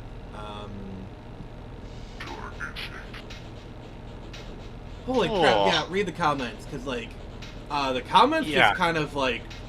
See, the problem is the comments froze, and I didn't know we had any more comments. So catch us up, please. Thanks. Yeah. Yeah, I'll do that. Let's see, okay. So, Jason Ingram says if it's H.P. Lovecraft movie and have PG-13, it doesn't fit. It's psychological horror. That is PG-13 friend. No, I mean, H.P. Lovecraft is pretty messed up stuff. It's twisted, you know, body horror and things like that. Yeah. It's time to wake up. Says my 401k is fully invested in Beanie Babies. What is this, 1998? Gods. I remember looking those up, and they basically don't have any value anymore. Like, I think, like, maybe a few of them that were, like, uber valuable are still kind of valuable. Like, Royal Blue Peanut. Like, maybe back in the day it was, like, $1,000. Now it's, like, a couple hundred. I don't know. Right. I remember my grandma was all into those. I was into them. I think I still have a couple around here somewhere. I still have a few, too, because I collected it with her, but... The only Beanie Baby that I, honestly, I would buy now is... So you know how Beanie Babies have birthdays? Yep. There's one that I want that's my birthday beanie. I'm not going to say what it is, because that's the kind of personal information, but, like... Right.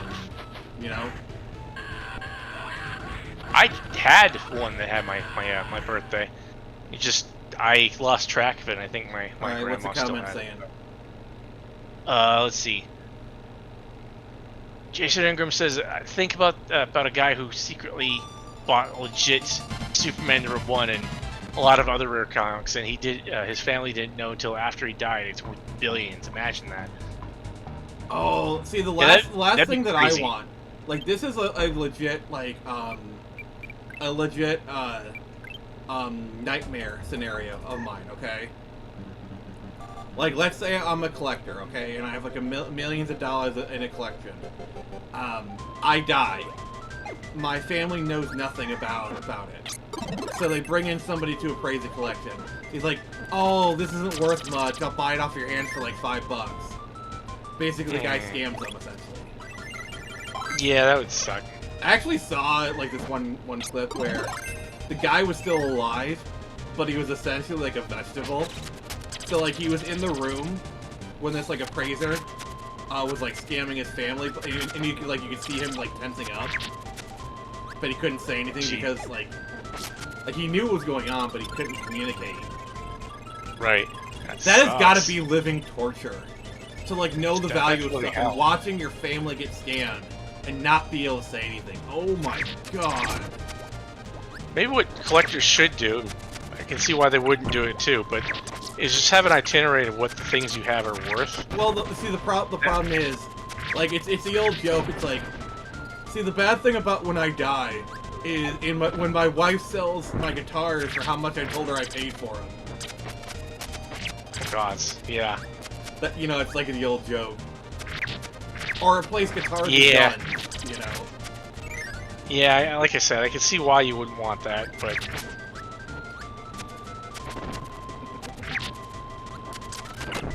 Oh, wow, I wouldn't want my loved ones to be scammed like that, though. I'd want them to get the proper value out of it. Yeah, like, honestly, I'd rather just be like, well, I'm dead. Let them be mad at me in death. Like, he paid how much for this? Yep. Tell me, you know, I'd rather that happen. And then they get mad at me. Then they get scammed. What's the comment saying? Let's see. Okay, so catching up real quick. Suggestion for Mario 5. Mario 5? What's Mario 5? Hooded Raven says, what you really need to do now, is to buy 2 valuable comics and then go live and rip one of them up in front of millions. No, don't do that. No. You know what No destroying fresh start. You know what I would do if I really wanted to be an asshole and I had lots of money? I would buy a Magic the Gathering Alpha booster set. You know, something that's like $500 for the booster set, okay? And I do a live stream where I set them all down and I rip them up and then flip them over.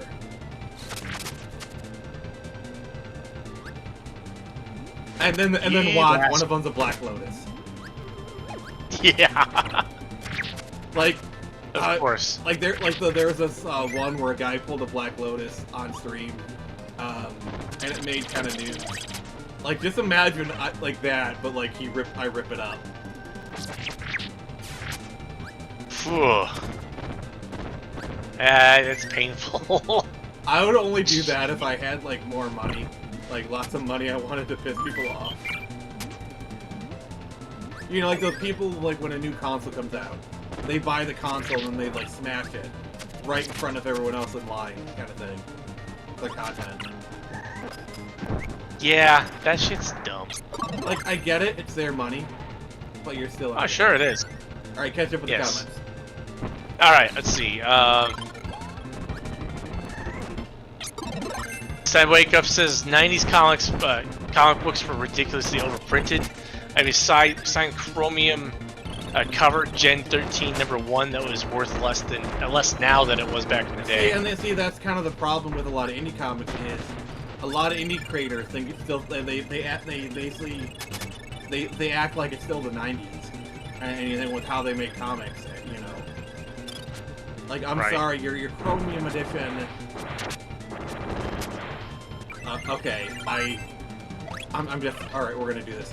I'm sorry, Ethan. Your Chromium Cyberpunk is gonna be worth $5 in 20 years. Yeah, I just did that. And I'm dead. That's what I get. Read comments. Alright. Jason Ingram says, thankfully his family knows this stuff is worth a lot of money and has them all stored in a controlled environment, and is just sitting waiting for sales to begin. Nice move on their part. Yeah, that's definitely good.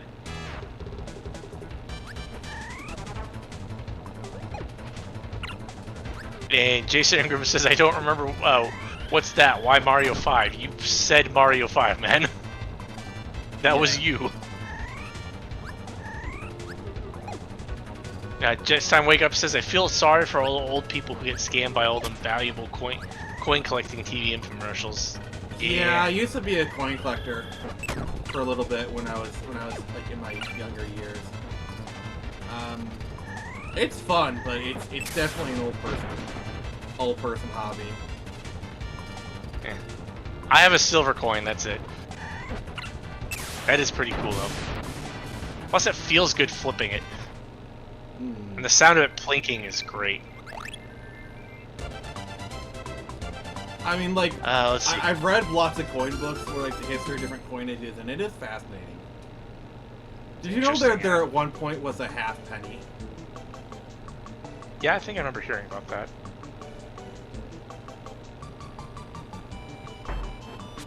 Yeah, the late 1800s was really a wild time for coinage. And honestly, like, some of the designs, like, probably my favorite coin, I love Buffalo nickels. Just the designs are so cool. I remember, like, I was talking to my granddad one time, we were talking about coins, and I was talking about Buffalo nickels. He said, I've spent Buffalo nickels. You know, I was like, what? He's like, yeah, they were money. Yeah, this is true. Well, the thing is, I was a kid during the state quarter rush. Like, that was a good time to be like a newbie coin collector. That was really fun. Yeah, that's true. That was kind of a cool thing they did. Yeah. I think I got a fair number, or I should say, my mom got a fair number of them on my behalf. Yeah, I had, like, you know those little, like, cardboard sets where you can, like, just plug them into the face? Yep, same. I had one of those. Those were really fun. And I think I emptied it out because I wanted to buy something. Oh, so typical.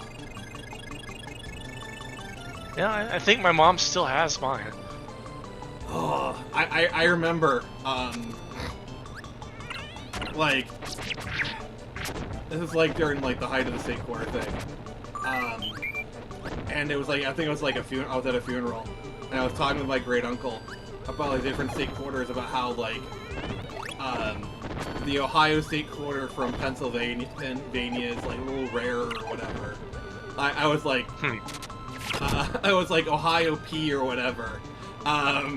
And my dad, without missing a beat, he just walks by and says, Michigan P is better than Ohio P. That is probably the only positive story you're gonna hear about my dad. But still. It was just random.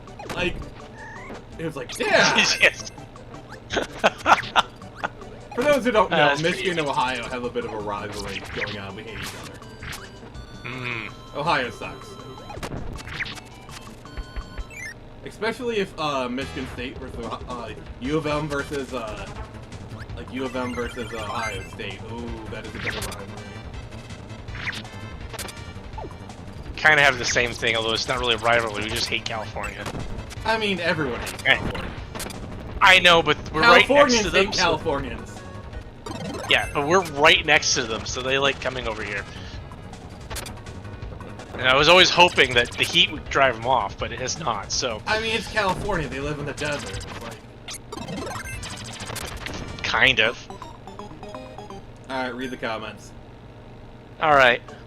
Let's see. Nick doing that to those Magic the Gathering cards would be setting off riots of geeks globally. This is true. It is! It literally is true. It would set off some riots. There'd be definite nerd rage there. Heard Raven says the only thing I'm doing is getting a 1968 penny, and when I buy the Final Destination Bloodline DVD, I'm putting it in there because that's the same year of the coin that they used in the movie. Okay. Interesting. Jason Ingram says the 5th Mario game is Super Mario Bros. 3, which you played, so it's off the table now.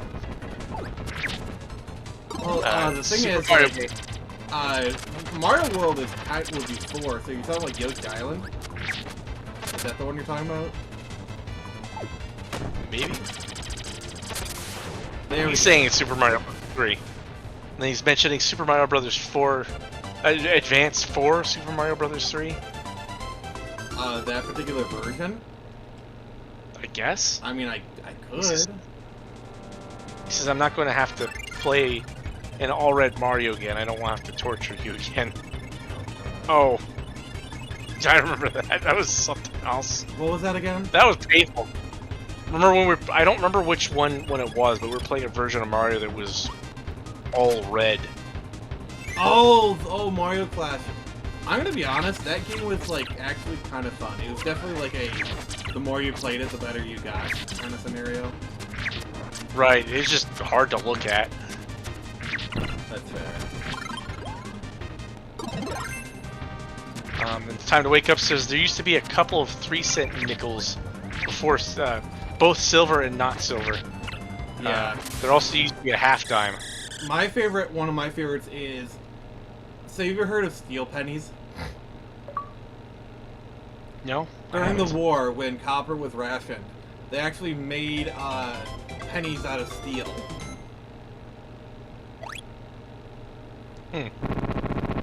Interesting. Mm-hmm.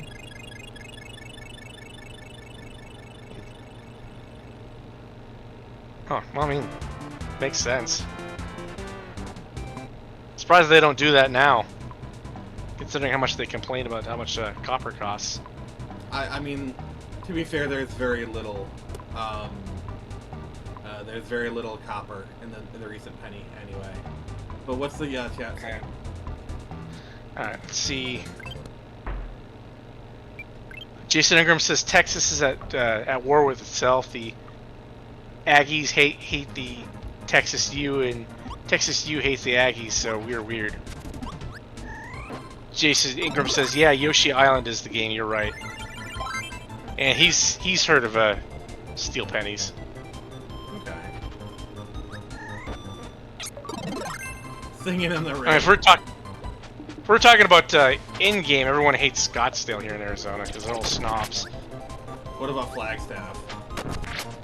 Flagstaff, kind of. We don't really talk much about Flagstaff. 'Cause Why? they're all the way up north. 'Cause I feel like Flagstaff. They're all the way. It's like Flagstaff is in the bougie area. It's not as bougie as Scottsdale. Scottsdale's really the really bougie area. Where do they have the Barrett Jackson auction? Then Scottsdale? I think that might be Scottsdale. Let me look it up. I should let you know. The only way that you might be able to get me to Arizona is I kind of want to go to the Barrett Jackson at some point.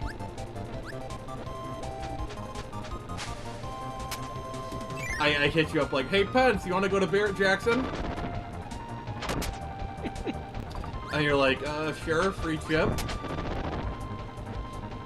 Yeah, it's in Scottsdale. And then we see a Batmobile come across a lot. Like, I'm just gonna let you know. So, you know that like joke? It's like, I won't tell anybody if I win the lottery, but there will be signs. My sign will be I have an '89 Batmobile. That's fair. Like that's gonna be like my one thing where like I'm gonna try and live frugally. Like I have a nice townhouse or whatever, and then like under covers is a $200,000 '89 Batmobile replica. Oh, Kirby's taking a nap. Uh-oh. Bad timing, Kirby. That's okay. Alright, what's the chat say? Alright, so... Let's see... Time to Wake Up says wartime nickels are 35% silver. Jeez. Well, most coins pre-1964 have silver in them. So if you find a quarter from like pre-1964 that has silver in it. Nice. Yeah, just let me know, Pence. Oh, good to know. But I have my silver dollar, so I'm happy.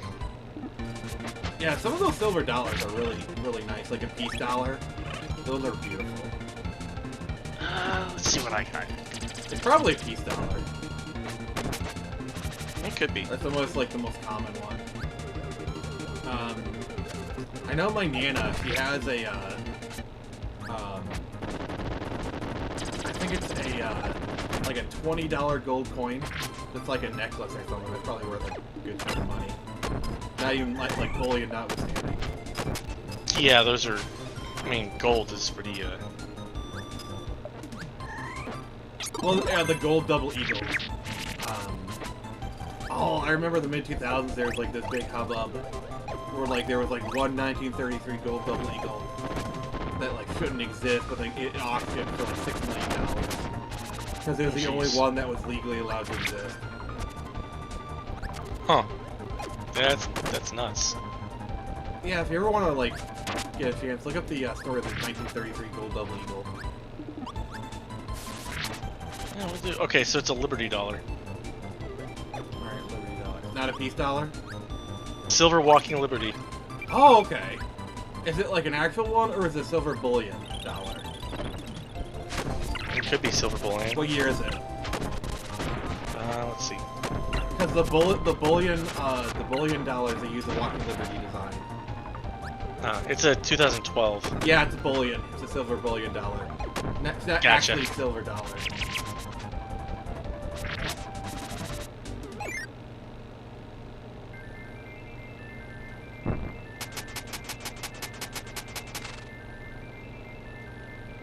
But yeah, those walking Liberty designs are pretty nice.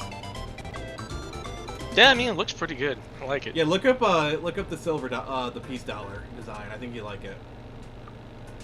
Oh, I did look up the peace dollar. That's how I knew mine was not a peace dollar. Yeah, it's pretty nice design, isn't it? Yeah, it is.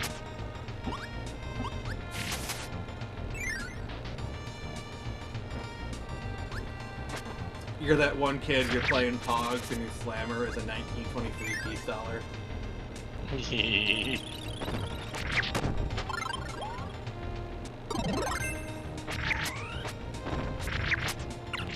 Yeah, no thanks. Oh. Ain't. Alright, what's the comment saying? Alright, let's see. Jason Ingram says if you find a copper penny from 1941, 1945, it's worth millions. Oh, God. Really? I had an error, dime once. You know, like a printing error kind of thing. Those can get pricey. Huh. Yeah, it was slightly off center. You're slightly off center. You're slightly off center. I am. That's what your mom was telling me last night. That's many levels of weird, and I'm not going to address that. So, it's time to wake up says 1943 copper penny.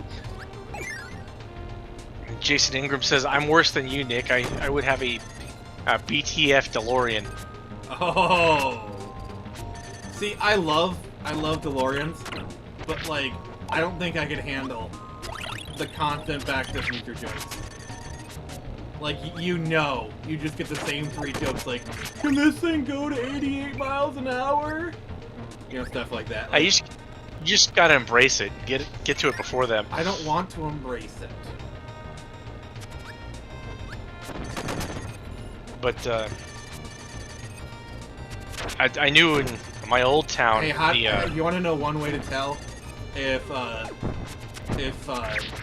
girl you're about to go on a date on is both millennial and probably pretty freaky and has tattoos? If she pulls up in a late 60s and black Impala. One sec, I'll be right back.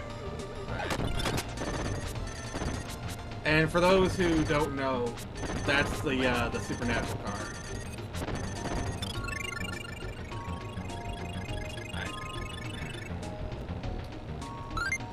Let me get some comments here. Get the Ghostbusters Ecto 1. Yeah, actually, I don't care about the jokes. That one I'd be willing to tolerate. I would get an Ecto 1. Spy Hunter car from PS2 game, fully functioning. Ooh. You know, they actually, Aston Martin actually did make a DB5 with, like, lots of Bond gadgets. They sold it for, like, $5 million. Oh my gosh. See, I'm not a coin collector. I'd just be evil and take my whole coin jar and dump it on the coin star. I want a DeLorean. A Spanish, pirate coin. I'll have, Nathan, I'll have him read the comment when he gets back. Yeah, so I have a second monitor with stuff here, but like it's a bit like fuzzy. The monitor doesn't really do good with text. So we're just waiting for oh! So this is my favorite buddy for a reason. Aha! I get to go wheeling.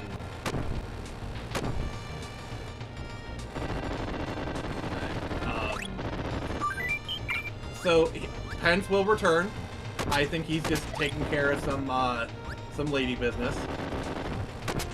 Well, actually no, it's not lady business. We all know he's maidenless. I really hope Pence can't figure this. Well, if he can, he owe me $5. Oh man, he made Phoenix Press do exit work. He's not a good assistant. Yeah, Pence is not a good assistant. L's in the chat for Pence, please. L's in the chat.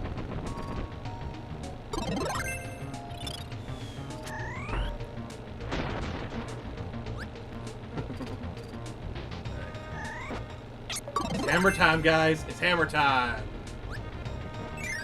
Oh, it's so awkward. I'm kind of getting used to running these things myself. Maybe one of these days we'll do an entire stream where it's just me. I don't know. Thank you, Hooded Raven. I appreciate that. Oh, so while Pence is gone, quick little update on the stuff. So, Forrester is hard at work on Screecher. We are almost done with the inks. I believe the colors have been started. I think the colors have started. I'm going to be paying them the first half here in a few weeks. From the con. I'll be doing a con in Lansing here. And next, that'll be, that's basically what I'm going towards. And then Lost Kingdom, real quick update on that. We're actually really close to finishing the edits on it. So, on Daniel's part, there's just a few finer things, and I'm working on the glossary. What do I want?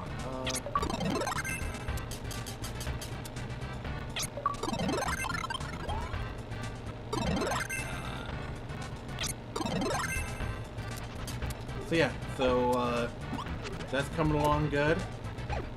But yeah, a lot of things are riding on the con I'm doing in Lansing. I'm hoping to make enough money that I can get everything done, but we shall see. Basically, I'm going to do that con and then reevaluate kind of where things are.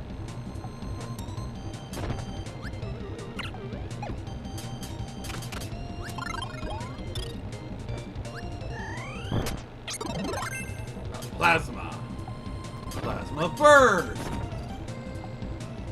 Pence W #1.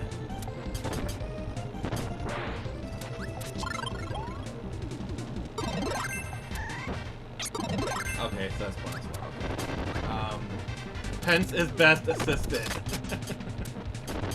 Hooded Raven, how does it feel to be best girl? How does it feel to have taken that position from Pence?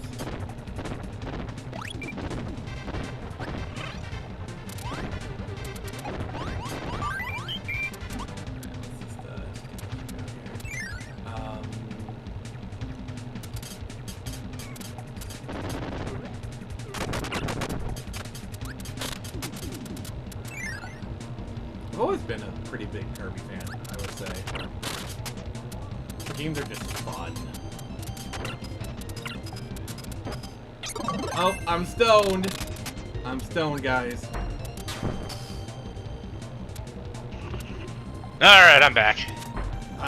Pence, you are best assistant. Aw. Thank you, it's time to wake up. Yes, you've been downgraded. I'm downgraded. I'm no longer best girl, I'm best assistant. Okay, I see how Yes, it is. read the comments. Ah, alright. Let's see. Where were we?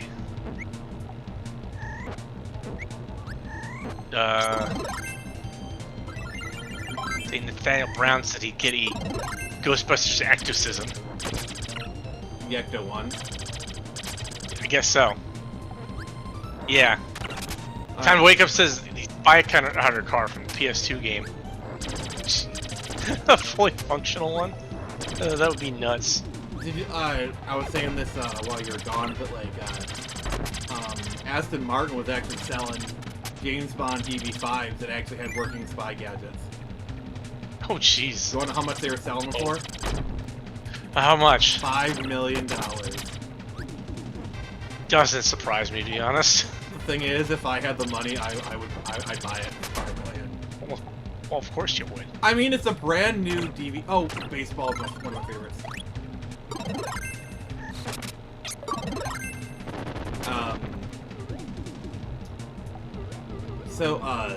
I mean, it's a brand new DB5 with Bond gadgets in it. I mean, come on, man. Now we have to look up DB5. It's a Bond car.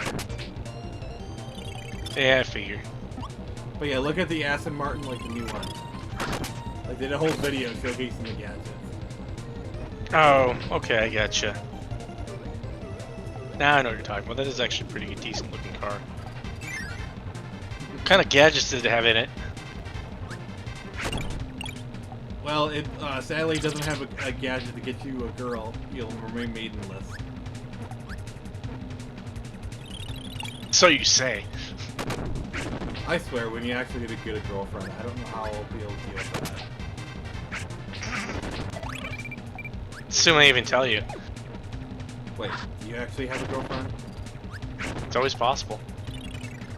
Guys, does Pence have a girlfriend? Alright, let's do a poll. It's time for a poll.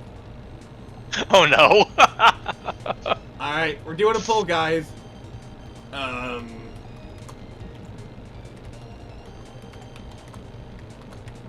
We are going to decide if you have a girlfriend. Alright, new poll. Does Pence have a girlfriend? Yes or no? Alright, what's the knocking sound? That's a good question. Is someone knocking on heaven's door? Maybe? Alright, what's the chat saying?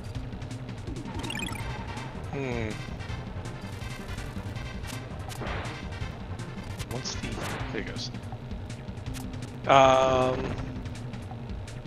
Oh man, you made Phoenix 2 extra work. He's not a good assistant. What? Oh, I see how it is.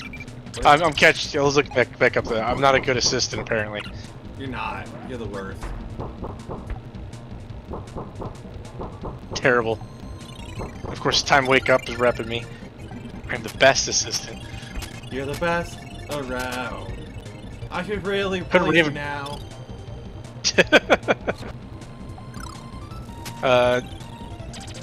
Hood Raven would like to nominate his mom.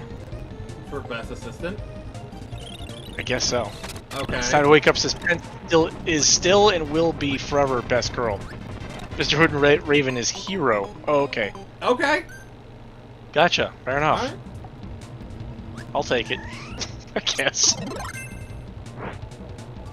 Nathaniel Brown says Ectocism is a comic that brings Gozer back and they fight undead versions of themselves. Oh. Okay. Sounds nuts. Pence, I have a question for you. Alright. Are you a god? Not yet. Pence, if they ask if you're a god, you say yes. Oh. Okay. You literally said no to bait me.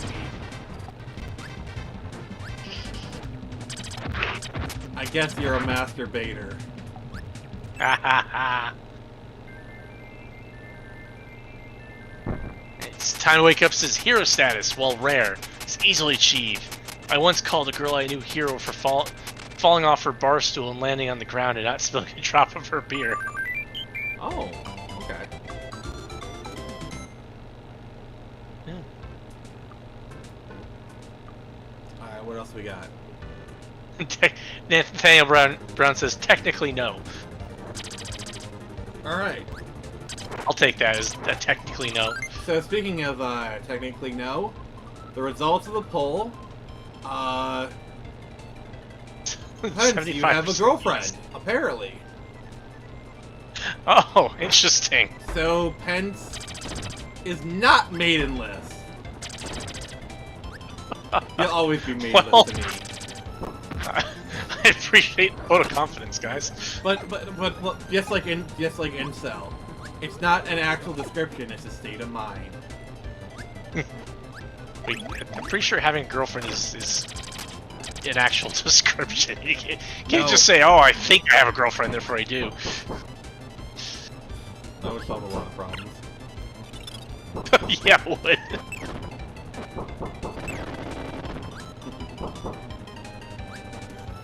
It would be a lot easier than, you know, the whole process of dating. Yeah. What's Raven saying? He says, it's a Phoenix according to some fan fictions. Oh god. Wait, is there Phoenix Press fanfictions now? He's talking about certain types of fan fictions and that shippers would make. Hey Pence, how would you feel if you found out that there was like fan fiction for our YouTube channel? You know it exists, right? Like they have stuff like Game Grumps fan fiction. Huh, that would be interesting. And then you find out that there's Pence and Phoenix /fic. No, just no. No, no, no. If I find that, I'm gonna link you to it. God. I don't want to be linked to it. I'd rather pretend it doesn't exist.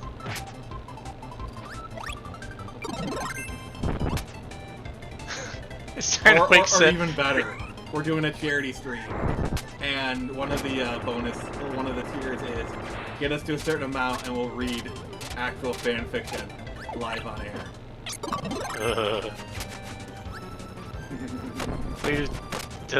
Yeah, I don't know, man. Alright.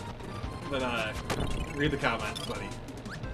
Yeah, Sam Wake Up says, I saw Pence at the store with Margot Robbie on his arm. Now that is Damn, fan fiction. That is fan fiction. That is some, yeah, that's definitely fan fiction. I'll take it, that's for sure, but... I do not have the, charm to pull that off. Of course, that's why you're maidenless. Not according to the chat. The chat is wrong.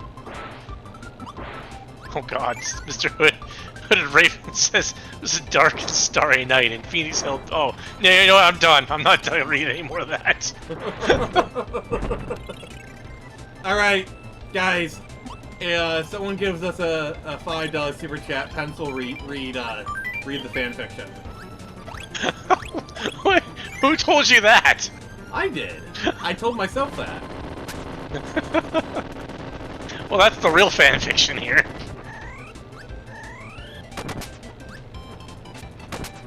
Alright, so yeah, $5 super chat. You want Pence to read the smut? That's what you gotta do. God.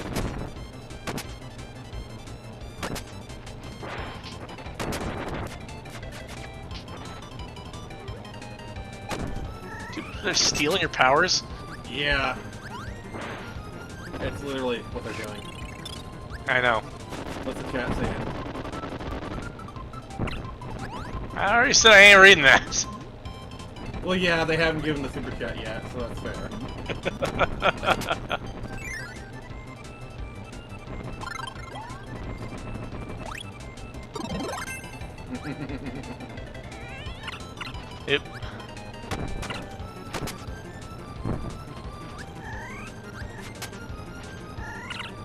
Alright, what's it time to wake up, Sam? Alright, he's saying, your definition of fan fiction, my definition of horror seem to be the same. Yeah. Yes, pretty much. Damn.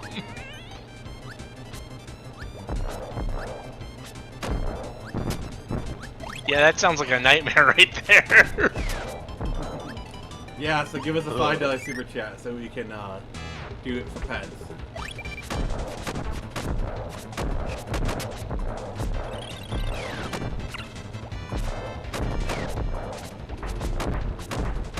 Alright, what's he saying? Nathaniel Brown says, I don't understand Eldritch Horror. Yeah, nobody understands that. It's... If you try to read that stuff, you'll go mad. That's literally... I don't know how, I don't know how Hood of Raven wrote it. Very carefully, I assume. No, I imagine it's fairly haphazard.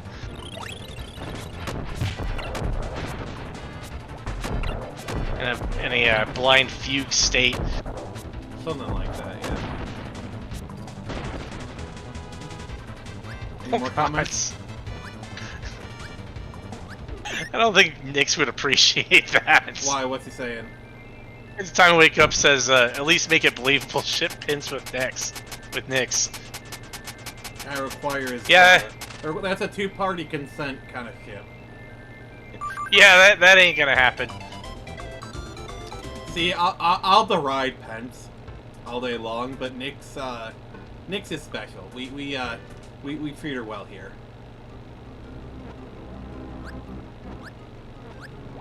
Ain't that right, Pence?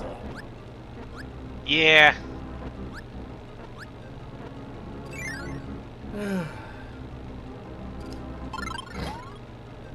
Speaking of which, so because it was a Steam sale, I asked Nyx if there's anything she wanted.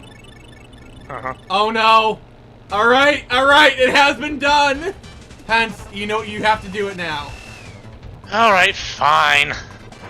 Amid the city lights and second chances, Phoenix brushed Pence's hand just once. It was enough to ignite everything they hadn't said. Oh god. This is glorious!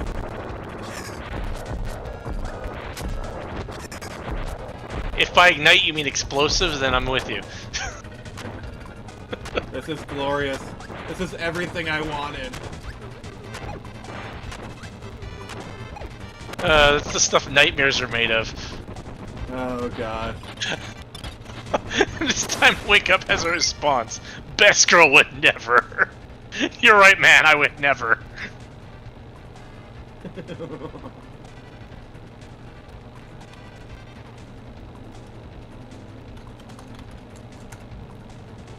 Alright, that's what you get, sir.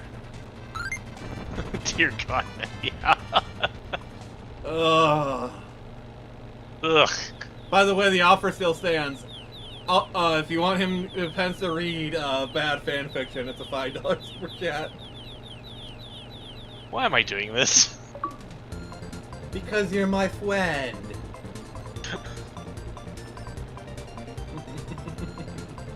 Not according to them. Alright, tell you what, okay? I will read the next one, okay? So if there's a really cringy fanfic, I will read the next one. I'll cut you a break, okay? I will stand in solidarity. Since you're a good sport, I'll read the next one, okay? Sounds good. Raven says, lol, I scare myself sometimes. I can understand that. Yeah, that's terrifying. So the next $5 super chat thing, I will read it. So just keep that in mind when you write it. And that must be what it's like reading an Elder Scroll right there. I feel like my eyes are burning out. I was reading it. What's the chat saying? That is what Alright. the last thing that Hood Raven said. Alright, well... I'll do the next one. I think that's fair. Yeah. You were a good sport, so...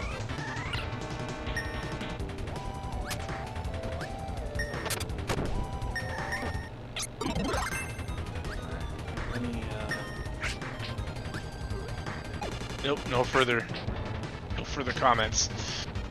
Alright, fair enough. They shall come. Maybe they're all busy scratching their eyes out. I don't blame them, if that's the case. Neither do I. I'm having to resist it myself.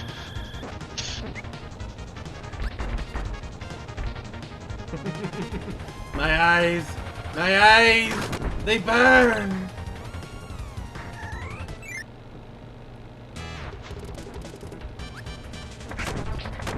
Oh, crap. Oop.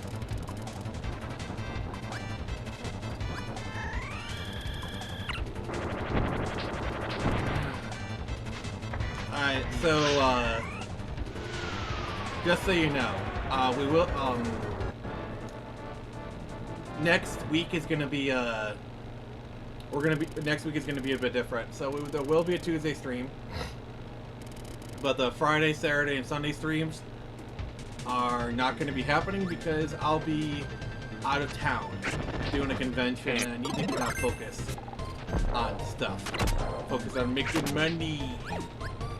I'm gonna try and do a Thursday stream. I just need to like put it together. I don't know what I'm gonna do yet.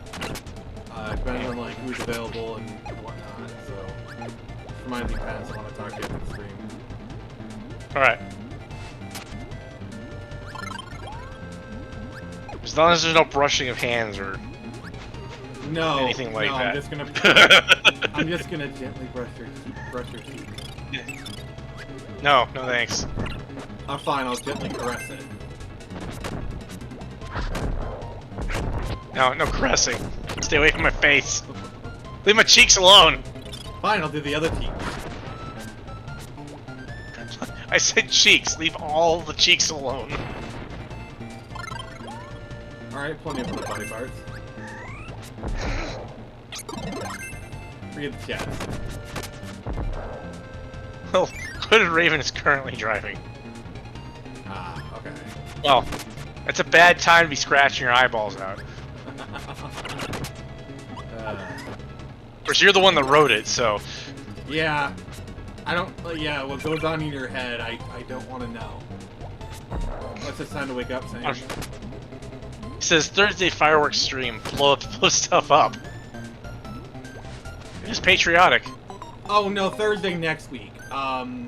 We are for the Friday stream we're doing another movie because the Friday Night Frenzy is on the 4th of July. So it's like I gotta do something for the 4th of July since the stream is on the 4th of July. We are going to be reviewing Captain America: The First Avenger. Sweet. I was thinking about doing The Patriot, which would be appropriate, but I want the views. And nothing brings in views like America's ass.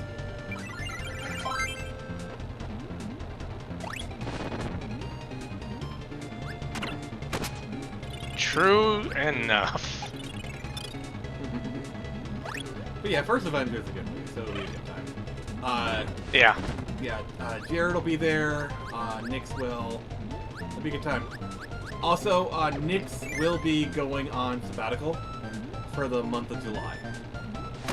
Yeah. I guess her nieces are visiting her for the month. She wants to spend time with them. So we will be Nixless for July. Which, while sad, honestly, I totally get it, you know? She wants to spend time with family. But Nix will return. Family's important. When she means to. It's what she does. Yeah. And I'm sure she'll pop up in chat every now and then or whatever. Speaking of chat, Probably. Did you read us some? Nathaniel Brown says he's off Friday. Woo! Oh, nice. Yeah, make sure to stop by the Friday Night Frenzy and let's say hi. And Raven says we need Nix's reaction to the super chat read. She's on break. She doesn't need that kind of horror upon her. See, like, while I can force Pence to read bad fanfiction, I can't really do that with Nix. I can only really do such an arrangement with her consent.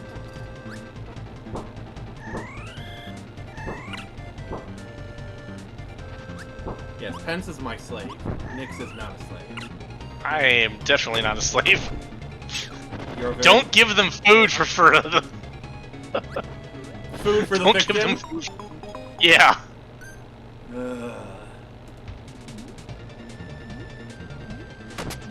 So guys, so if you want me to try and summon Nix, I think the best I could hope for is maybe summon her to chat.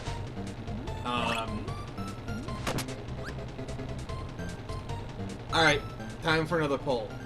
So I'm gonna ask, should I summon Nix? And what I'm gonna do is I'll tag her on a post. Say, Nix, you're being summoned to my chat. And she might show up. She might show up to chat for that way. But I don't think we can get her on the call. That might be a little bit too much. But should we summon Nix?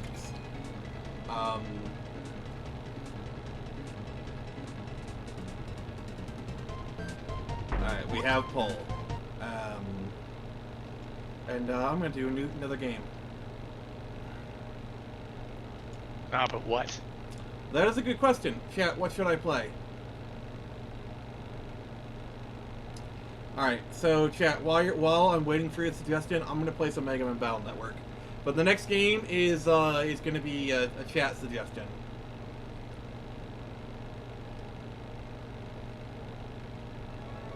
I love that intro. Yeah. If you are a fan of Nix, please make sure to give us a like. I'm trying, man. So the poll will be going until I finish the training level.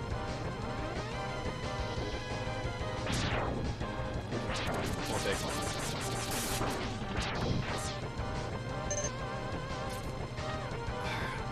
Mega Man X is probably in like my top 10 favorite games of all time. It's good stuff. It is like really, really good stuff. What's the chat saying? Nathaniel Brown says Ocarina of Time. And then Castlevania. Just throwing... I could do Super Castlevania 4 if you want. I'm trying to mostly play Super Nintendo games, but I am open to other stuff because I've broken that power.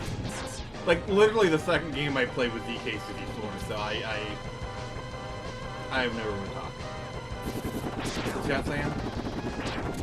Oh god. Sam Wake Up says, I now have Pence singing I'm a slave for you, Britney Spears style. Nick, my oh god, no. Yeah. Alright, no. I'm just gonna say... Don't do that to yourself. If you want Pence to sing I'm a slave for you...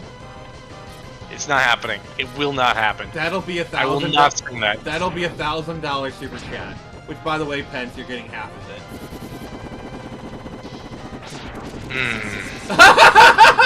The fact that you're considering it. See? Even he has a price. Pence has a price. No, but I'm serious. You want him to sing I'm a slave for you? That's $1,000. Which you will get half Pence.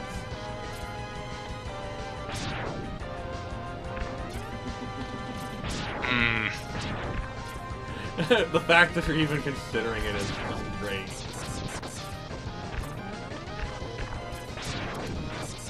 Alright, tell me... Alright, how about this then? Alright, Pence, what is your price? What's my price? To get them to sing I'm a slave for you on the stream. Name. I don't want to do that. See, I don't think there is a price I want to pay for that. See, since we're small streamers, saying like $1,000, we won't have to worry about it. But like, imagine if we become like big streamers, and then somebody just does $1,000 super chat.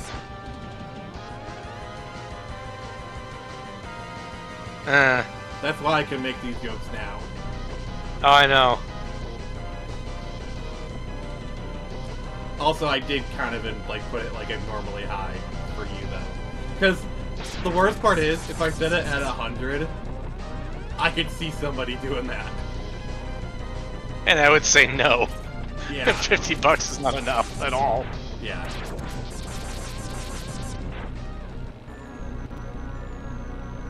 How about $50 and a date with Sydney Sweeney?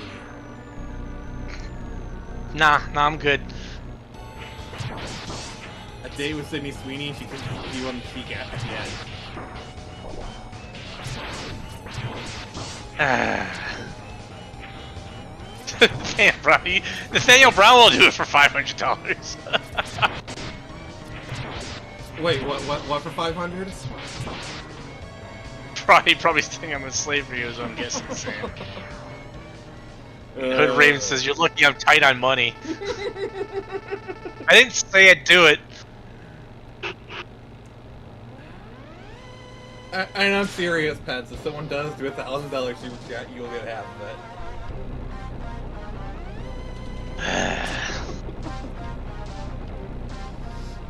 of it. Okay, just think about this way, Pence. It's 2 minutes of cringe, but your rent is paid for the month. I just paid my rent. My rent's already paid Fine, for the next month. Alright. So let's end this poll. Okay, I'm gonna summon Nyx, guys.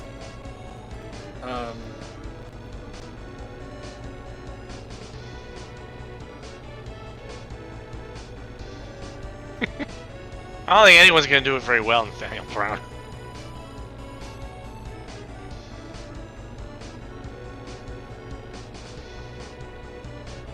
If you're doing it for the cringe.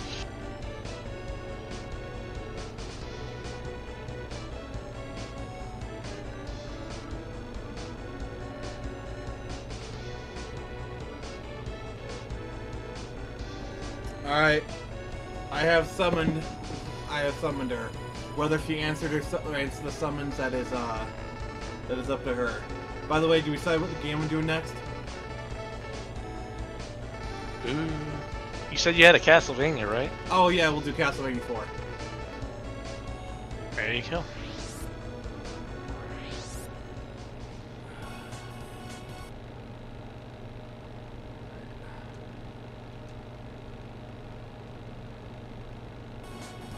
Alright, so keep an eye on the chat. Let's see if we do successfully summon her. Let's see if the spell worked. I'll let you know if she shows up.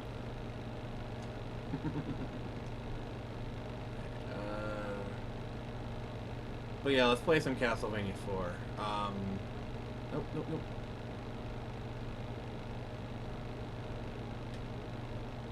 Sorry, the stick is really weird. What she said? What? That makes no sense! Makes a lot of sense. Kind of weird stick. You would know, wouldn't you? Oh, it's Super Castlevania 4, sorry. Wait, who are we summoning? It's time to wake up? It's Holly? Holy? I don't know who that is.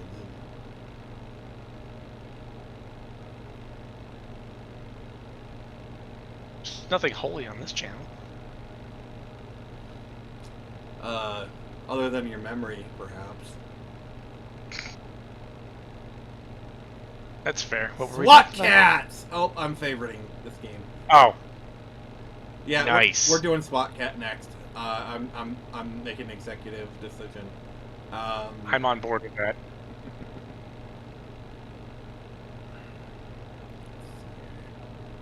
A lot of super games.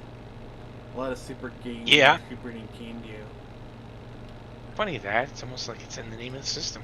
I know, right?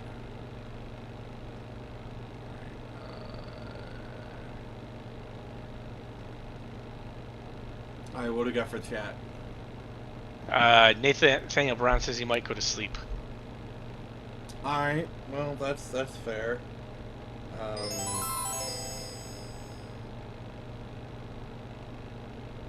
I missed that sound. It is the sound of better days.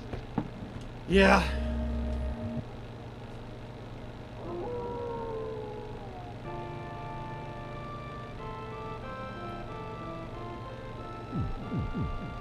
Alright.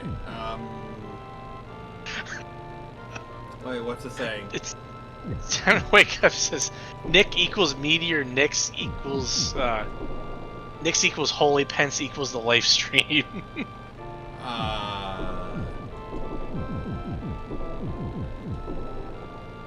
Okay.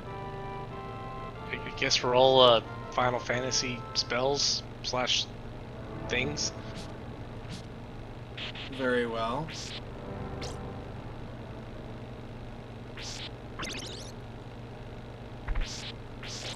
Yeah, there's another one of those games with like a really good soundtrack. Yeah.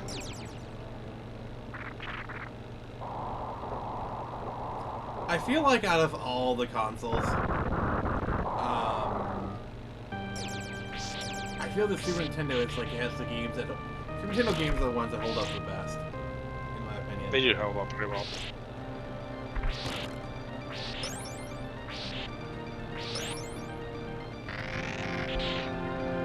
Oh, this soundtrack is so good. Like another thing I think that really helps the Super Nintendo, especially in the music department, is the fact that like the sound chip is sample based. Gotcha. So like Super Nintendo game audio kind of just holds up. Yeah, it's good music. I agree.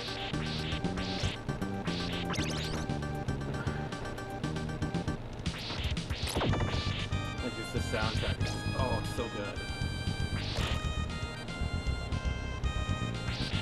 Oh. Yeah, the thing about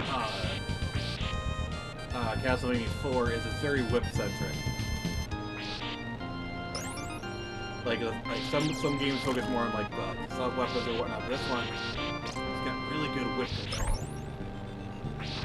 Whenever it comes around, you must whip it. Yeah. Yes, it did. What's the chat saying? The Hooded Raven said, I find it hard to get some of these games ever since Vim's The Vault got hit. Oh, Vim's is not the only place, trust me. If you know where to look, you know where to look. There's like a bajillion different ROM sites. Yep, and that's how they work. The one that I frequented was CD Romance, but they kind of closed down, but like not really. Basically, you need like an account to access the ROM. So it's like they kind of put it behind like one layer of abstraction. So. Gotcha. So Plus, there's dozens of other sites. Yeah. And that's not even getting into like downloading ROM sets offline. True. Yeah, like ROMs and things like that it's Very hard to easy get rid of. obtain. Yeah, like, just because so many people do it, you take one down, and another one will pop up in its place. Yeah, that's basically the life like you know, one site becomes popular, everyone starts using it, site gets shut down, people freak out, new site pops up, or whatever. Yep. That's how it always used to be. Like it still is. That's how it still is. Well, I know. I mean, that's how people. I mean, we always kind of knew that was going to happen though back in the day. Now people freak out about it. It's kind of like mod sites too. You always hear people complain about Nexus mods. It's like, well, there should be like 10 other mod sites out there that you can use instead. Like, my theory is the reason why Nexus got closed, Nexus got sold, because like, I think it was Oblivion. Because like, remember, Nexus is starting to get a lot of heat for like censoring mods, and you started to see like other sites start to pop up like the EP mods, and then basically with Oblivion, they basically got forced to put back on the gender mod. I think yeah, and then all of a sudden the site got sold shortly afterwards. I don't know. It's just a theory, a game theory. Wow. If I didn't say it, somebody else is going to. I knew you were gonna say it too. But yeah, I mean, every time I hear someone complain about it, I was like, so what? Just go to a different site. Yeah, or just go to a torrent site and download literally every Super Nintendo game ever. I mean, that's what I did. You know, I just download the ROM sets for entire systems. Game, set, and match, you know? Like you saw me, like, scrolling through that stuff. Oh, yeah.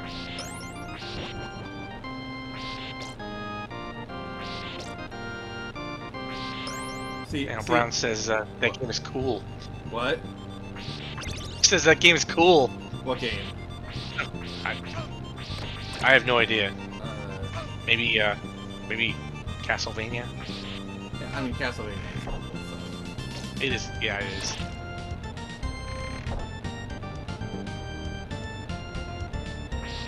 Hood Raven says before Nintendo hit it, I grabbed Link's Awakening DX HD when that popped up. My best suggestion is just download ROM sets from sites like Pirate Bay and whatnot. Trust me, you'll thank yourself later. Just say, Wake Up says you wouldn't download a car, would you? Yes, yeah, I probably would. Oh, so did you hear that the people who made those ads actually pirated the font? Oh, the irony! You wouldn't download a font, would you?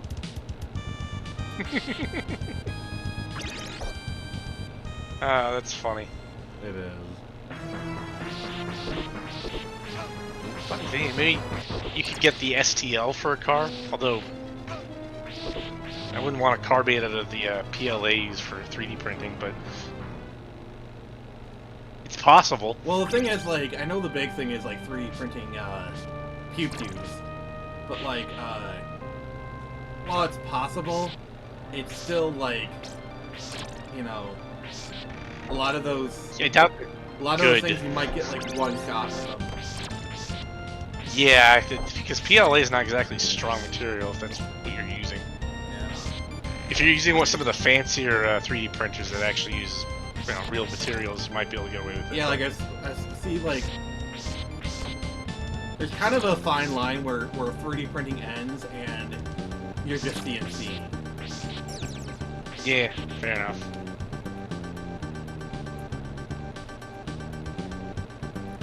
Alright, what do we got for chat? Hood Raven says, so I pirate a lot of movies and TV shows, so I have my favorite uploaders. Is there any particular users that you trust when you get your ROM sets?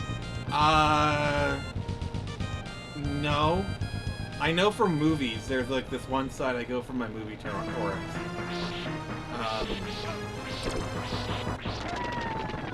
Oh.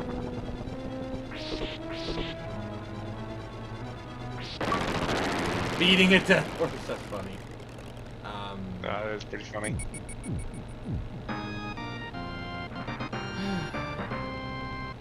But yeah, there's a site where I get my movies from where it's like, if they go down, I'm gonna be pretty bummed. Because they're pretty convenient. Now then, definitely don't announce them to the world. I haven't.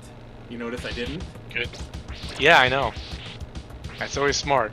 And that's why I suggest to everyone in the chat, don't tell the world, like, tell your friends in private, don't tell the world about the sites you use, because the more people know about it, Same thing with yeah. ROM packs and fan games. Like, yep. Like, I actually got kind of into it with a guy where he was like doing this like Pokemon fan game, and I was telling him like, "Hey man, Nintendo's gonna come after you." It's like he was just such a like arrogant dude. At some point, I was like, "All right, fine, whatever." I warned him. Cause like there's this like one video where it's like, "Oh, you got this amazing game? Shut the F up!" Pretty much. Literally, the only way to combat it is just to shut up about the game and don't announce it till it's finished. You know? Cause like, yeah. Like, oh, the game's like, what is Nintendo gonna do? The game's already finished. Yeah, they'll probably still try to take it down, but yeah, but there's at like, that point, we've already downloaded it. So. Yeah, it's the same thing with like AM2R. Like, yeah, that project got canceled, but it was finished. So you can still find AM2R. if you know where to look. I think I have it. AM2R? Another Metroid 2 remake. Oh, okay. Yeah, I mean, once it's on the internet, it's out there, and you can't The stop it. problem is these You people, can't they don't finish the Stop the games. signal. Yeah. Yeah, that's a problem, Jen, with a lot. I know a lot of I know like a lot of developers. One thing they do is like they start the project as a fan game, knowing it will get development, knowing it would get taken down, and they develop into an original game, and they just use that as kind of a promotional tool. Where like they already like they always intended it for it to be an original game, but they originally I don't know. I've heard some stuff like that. I can see it. I mean, modern problems require modern solutions. I'll just say that. Right. I mean, there's a lot of games that start off as like mods and things like that. So that's Counter-Strike. Yep.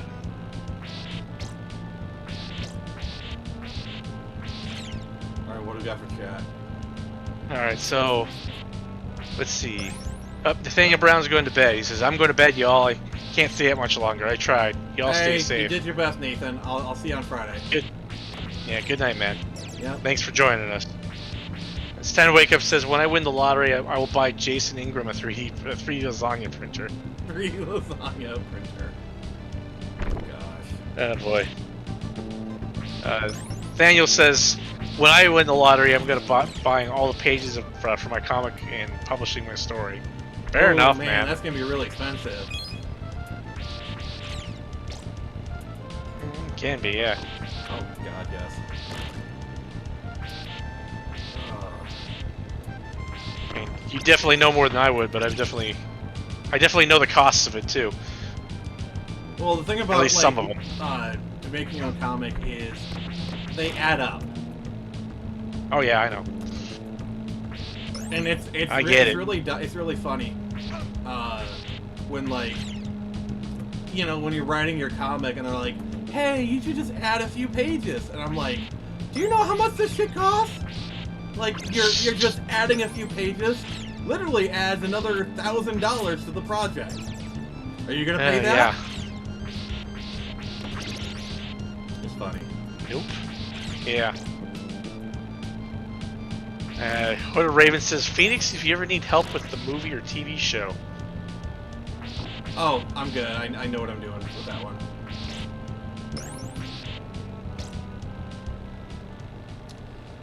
The best thing I can say is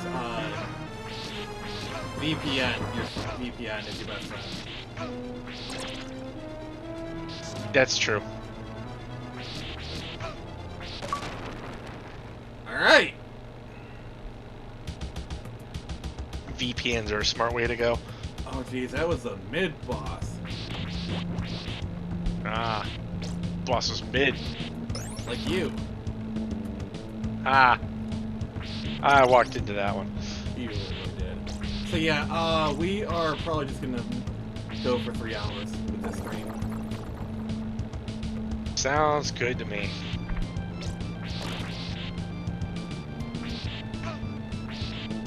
Alright, what's up, Raven says, "Yeah." Oh yeah, VPN, definitely. I'm always using a VPN. I run my own Plex server. I have about 2,600 movies and about 700. Jeez, man. I respect that. Well, you definitely have if I can plenty to recommend, watch. I use Multivlad.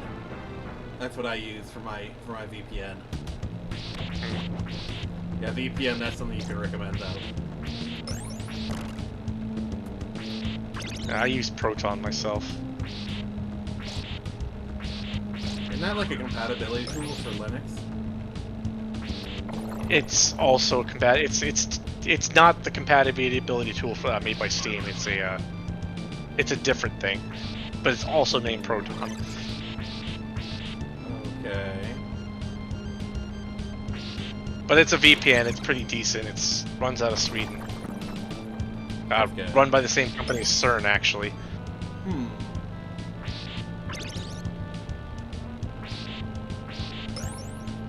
Hood Raven says, "I run Express VPN. I haven't had no troubles yet." Yeah, fair enough. If it works, it works. Yeah, same with me and Multivlad. It just works. Alright, Todd Howard.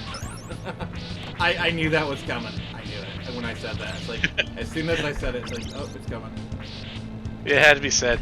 It did. It was necessary.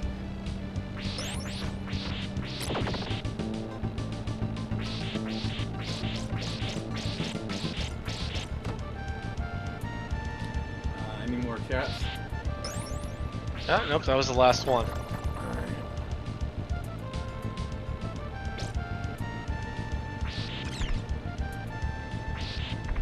Oh, there we go. Yep. Yep. Raven says, sadly, I do know it does work because this one time I forgot and Comcast hit me when I was downloading Assassin's Creed. Oh yeah, those are always fun.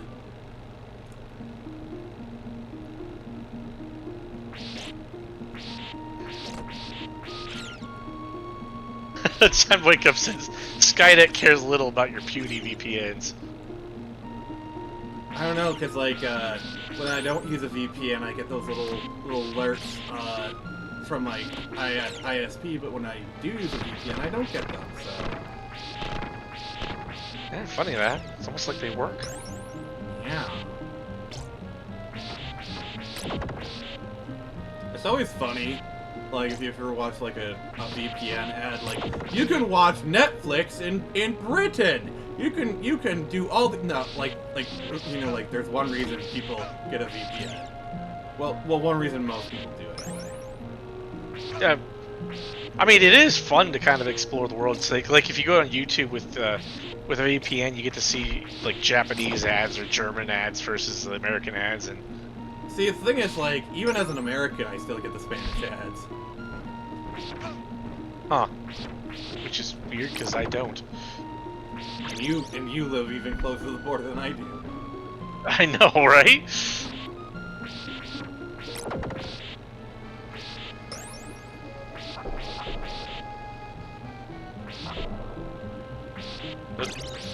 And Raven says it doesn't work because I did buy ExpressVPN for that reason. Then I tried to change my country. Netflix got mad at me and didn't do it. I know sometimes it doesn't work, but I think I get the feeling that those sites they basically sniff out which servers that they're using for it. So I think if you switch servers, there might be some that don't, but well, I mean it's like so we got this one user, and they're in Arizona. Now all of a sudden they're in Brazil. What the heck? Yep. Well, actually no, because what they'd see is if you get because they only see the end space where you have yourself placed. Well, the thing is, it's like if you're logged into your account, like let's say. Oh, gotcha. Yeah. You know, like in Netflix's case, like let's say you're logged into your Netflix account, and you know you're in Arizona, and all of a sudden that same account is in Britain. Of course, it's gonna. No, true. Flags.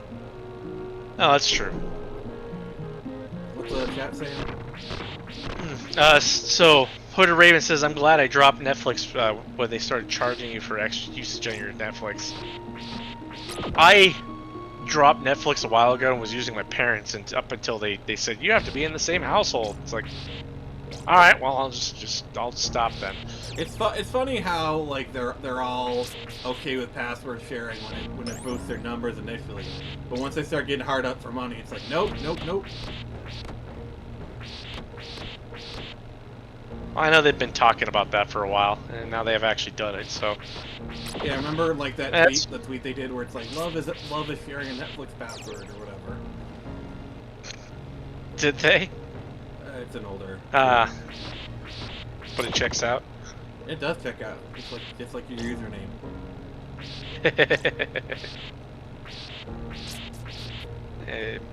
Hooded Raven says, that's why I love Plex. I can share my stuff, and I tell people, as long as my computer is connected to the internet and I don't have my VPN on, they're able to use my Plex. Nice. Yeah, as long as you're careful about who you share that with, yeah, that's. Yeah. You know. Friends and family. You know what they It's always say? good. No love, no love. And me lately, I've been just watching a lot of DVDs. Yeah, DVD. It is weird that DVDs are still a thing in today's society. Like, you go to Walmart, and like their DVD section is still actually kind of huge. Yeah. I mean, if you actually want to, because the thing about the like streaming services is that the licenses for the stuff get pulled all the time. So Well, my thing is like, you know, in that case, just buy a Blu-ray then. no, fair enough. I mean, for me, it's kind of interchangeable. Like, I'll buy Blu-rays or DVDs, whatever is available. I don't really care. Yeah. Plus, like, some stuff is like easier to get on DVD. Right.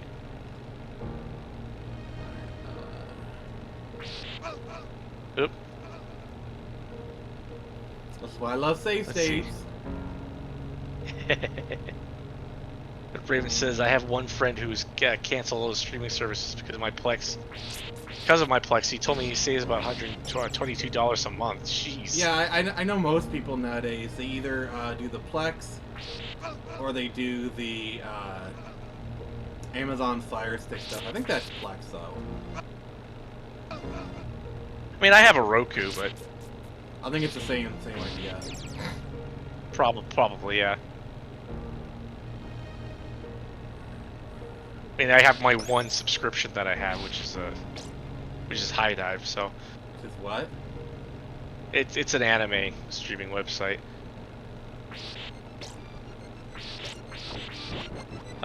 Sam Wake Up says, remember cable? A time when you could watch almost everything with one subscription? The glory days. Well, that's the problem is streaming is quickly becoming like cable. Ads Pretty and much. everything. Yeah. Yeah, no, I will not pay for ads. Fuck that. If I'm already paying you, I'm not paying you again with ads. That's something I won't do.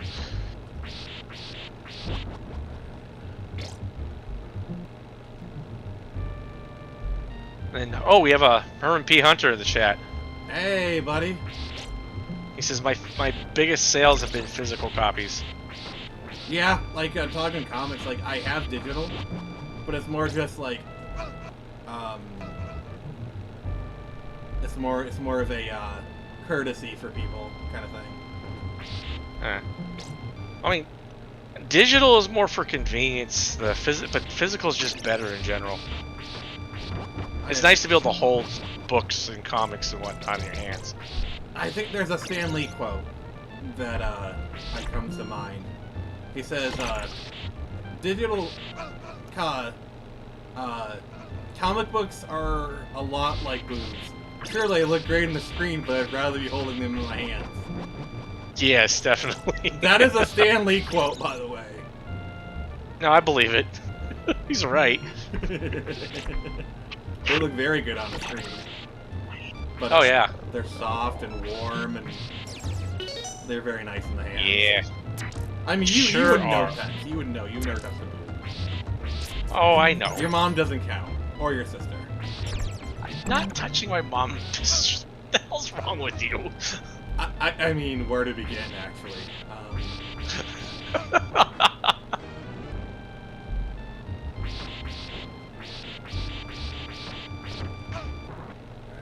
Let's see, Hooded Raven says, here's an ironic thing. I started my Plex because I hate cable as well. Now I have a Fire Stick and it has an app on it called Quasi TV. What does that take in my Plex and turn into a live cable? Just no commercials. Nice.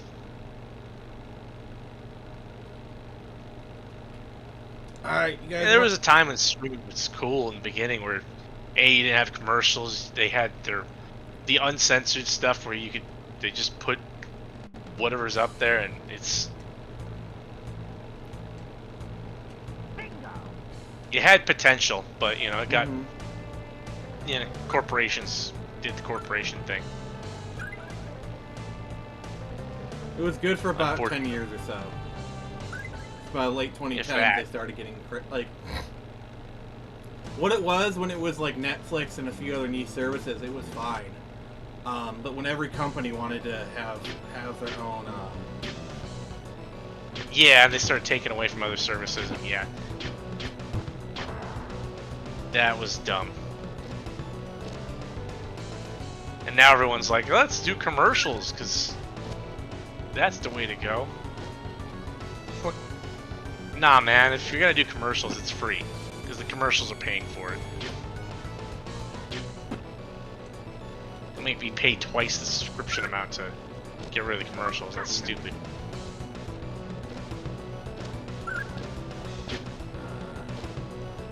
It's time to wake up, says Pence isn't from Alabama.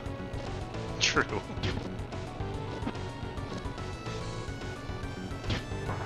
Mr. Hooded trying to Raven figure says, out well, this if you character. he shoots things.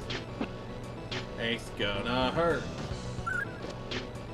Looks like he's getting hurt. I'll hurt you. No, you won't. Do not tempt me. I am protected by a wall of fire. A wall of fire. I basically live in the lava level. So, would you like to describe? So, if your state was a Mario level, what would it be? Which Mario level would it be? It's the desert level where the sun attacks you. That's pretty much the perfect The angry depiction sun. of Arizona. Yeah, that angry sun. Every time I see that level, I have to laugh because that's basically how it feels right now outside. But It's not even just the heat; it's just so bright. It feels like that too.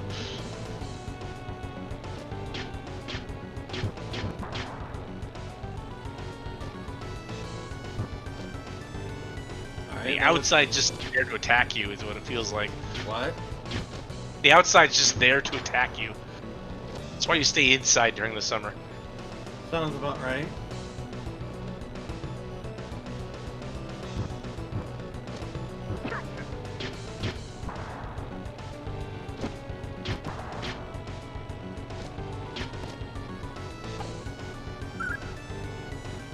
I do not like this game. This game is obtuse. You're obtuse. You're boost. Pretty sure I'm not a boost. You are. You said so. You lie. No, I never lie. That itself is a lie. You're a lie. Probably. Any new chats? Herman P. Hunter said, yeah, oh. It's time to wake up says, what have, the highs been in Arizona? Marijuana, I guess. Wah, wah. Let's see. What does the full forecast look like? I know it got up to 110 today. Oof.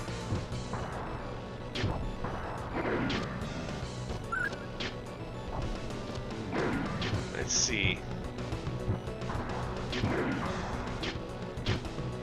That doesn't seem right. I think yesterday was like 115 or so. Oh, jeez. Could be wrong, but that's pretty par for the course around here. Oh my. I know sometimes it gets to 120, but it usually gets closer to August is when that starts happening. If we're lucky, we might get monsoon season, and that'll kind of put a damper on it a little bit.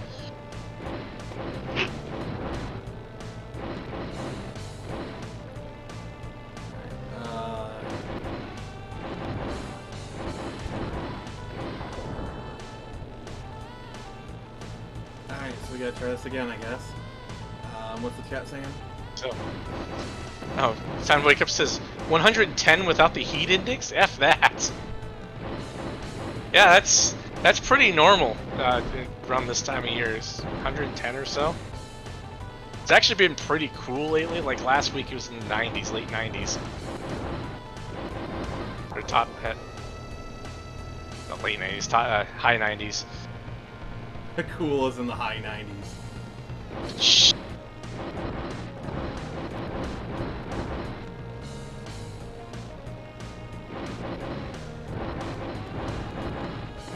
Mr. Hood Ravens. Oh, hold on. Back up. Sun Wake Up says 120. Kill me, please. Well, Yeah. just stand out in the sun for a little bit. It'll do the job for you. Alright, we're gonna play one more game. It's gonna be Turtles in Time. If Michigan was a Mario level. Probably be one of the snow ones, I would say. Makes sense. I've heard of snow once. Sounds unrealistic.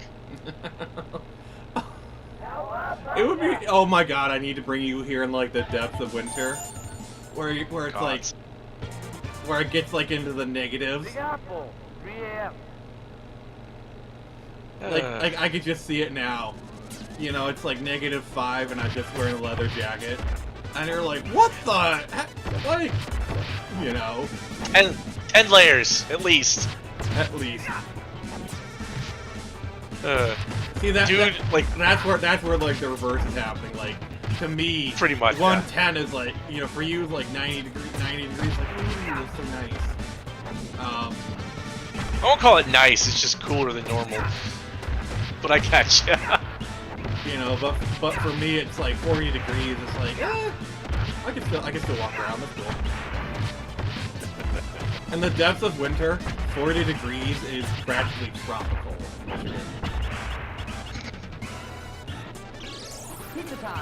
Give you an idea of things here. There was once snow on a single patch of grass in the middle of Phoenix, and it made the news. We regularly get like 3 to 4 inches. Like for us, 3 to 4. Like it's like, oh, it's like, come on, man. There's only 3 inches of snow on the ground. You can still get to work. Like, it's probably not the same as in Michigan, but once you get to Flagstaff and that area, you do actually do get snow. Isn't that in the mountains though? Yeah, pretty much. Like it's you're out of the valley at that point.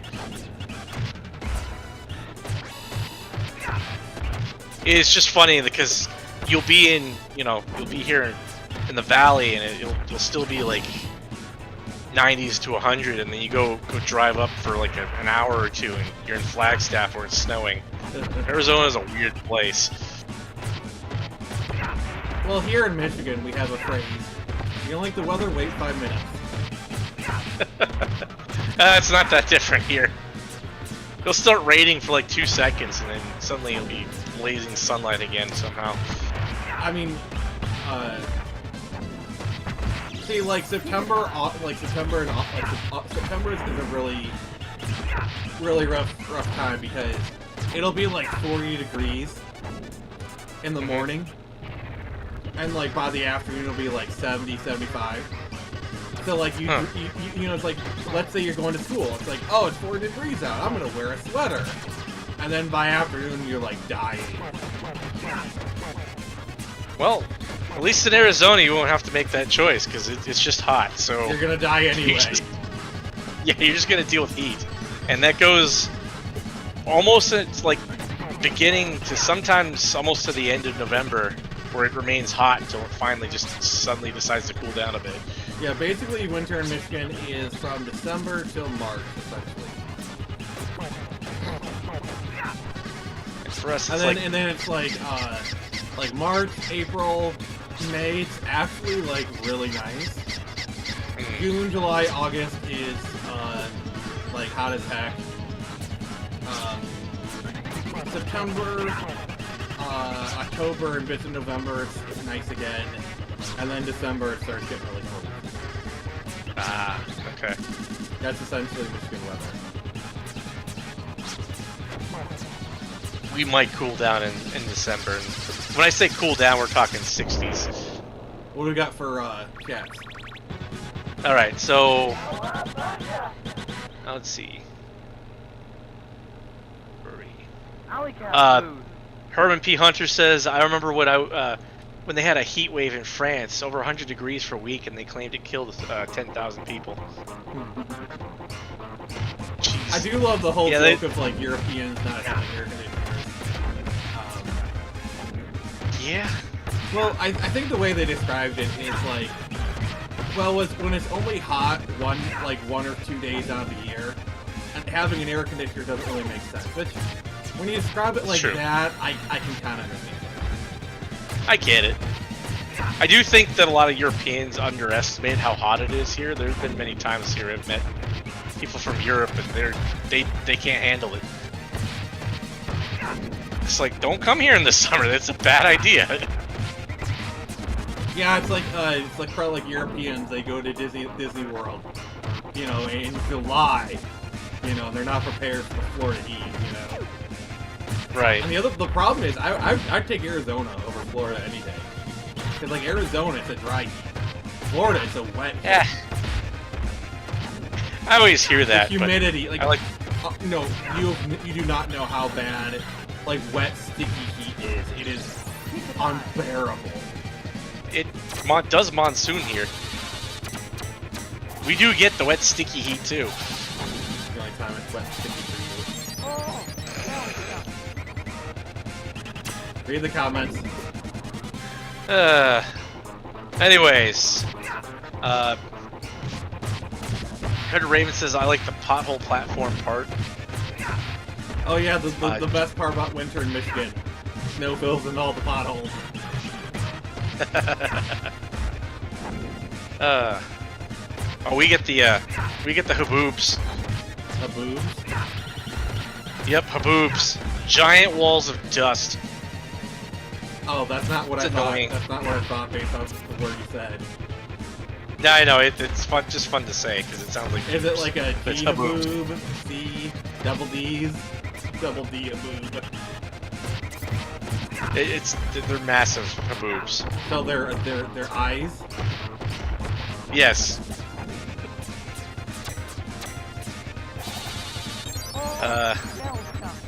Let's see. Herm P. Hunter says winter in Michigan would make you beg for sunburn in Arizona. Yeah. Probably. It was really the winters in the last few years have actually been kind of like brutal. Because like it's been negative, like oftentimes in the winter, it'll get to like negative, like maybe negative 1 at night. But the last few years we'd have like entire weeks where it's like -2 or 3 during the day, and like at night it'll get like down to -5, -10. Jeez. Yeah, let's bring Pence when it's -10 out and just tell him to try and survive that for 5 minutes without a jacket. I'll be a pensicle. Like that'll be a live stream. No, not for very long. See, the thing is, if I ever come visit Pence, he's gonna do the same thing to me. Like we're gonna do a live stream where it's like 110, and I have to survive for 10 minutes outside. My only concession is I get access to water. Oh yeah, that's one of the nice things about Arizona. You pretty much guaranteed access to water here. Everyone knows. Alley Cat Blues. It's time to wake up. Says I would do an entire winter in Michigan before I do 1 day of summer in Arizona. All right, we're Smart. gonna wrap up here. Normally we go for 4 hours, but I don't know. I'm kind of feeling like just kind of backing it up. All right, so Friday, we are gonna be doing Captain America: The First Avenger. It'll be pretty freaking awesome. Saturday we'll be continuing KOTOR.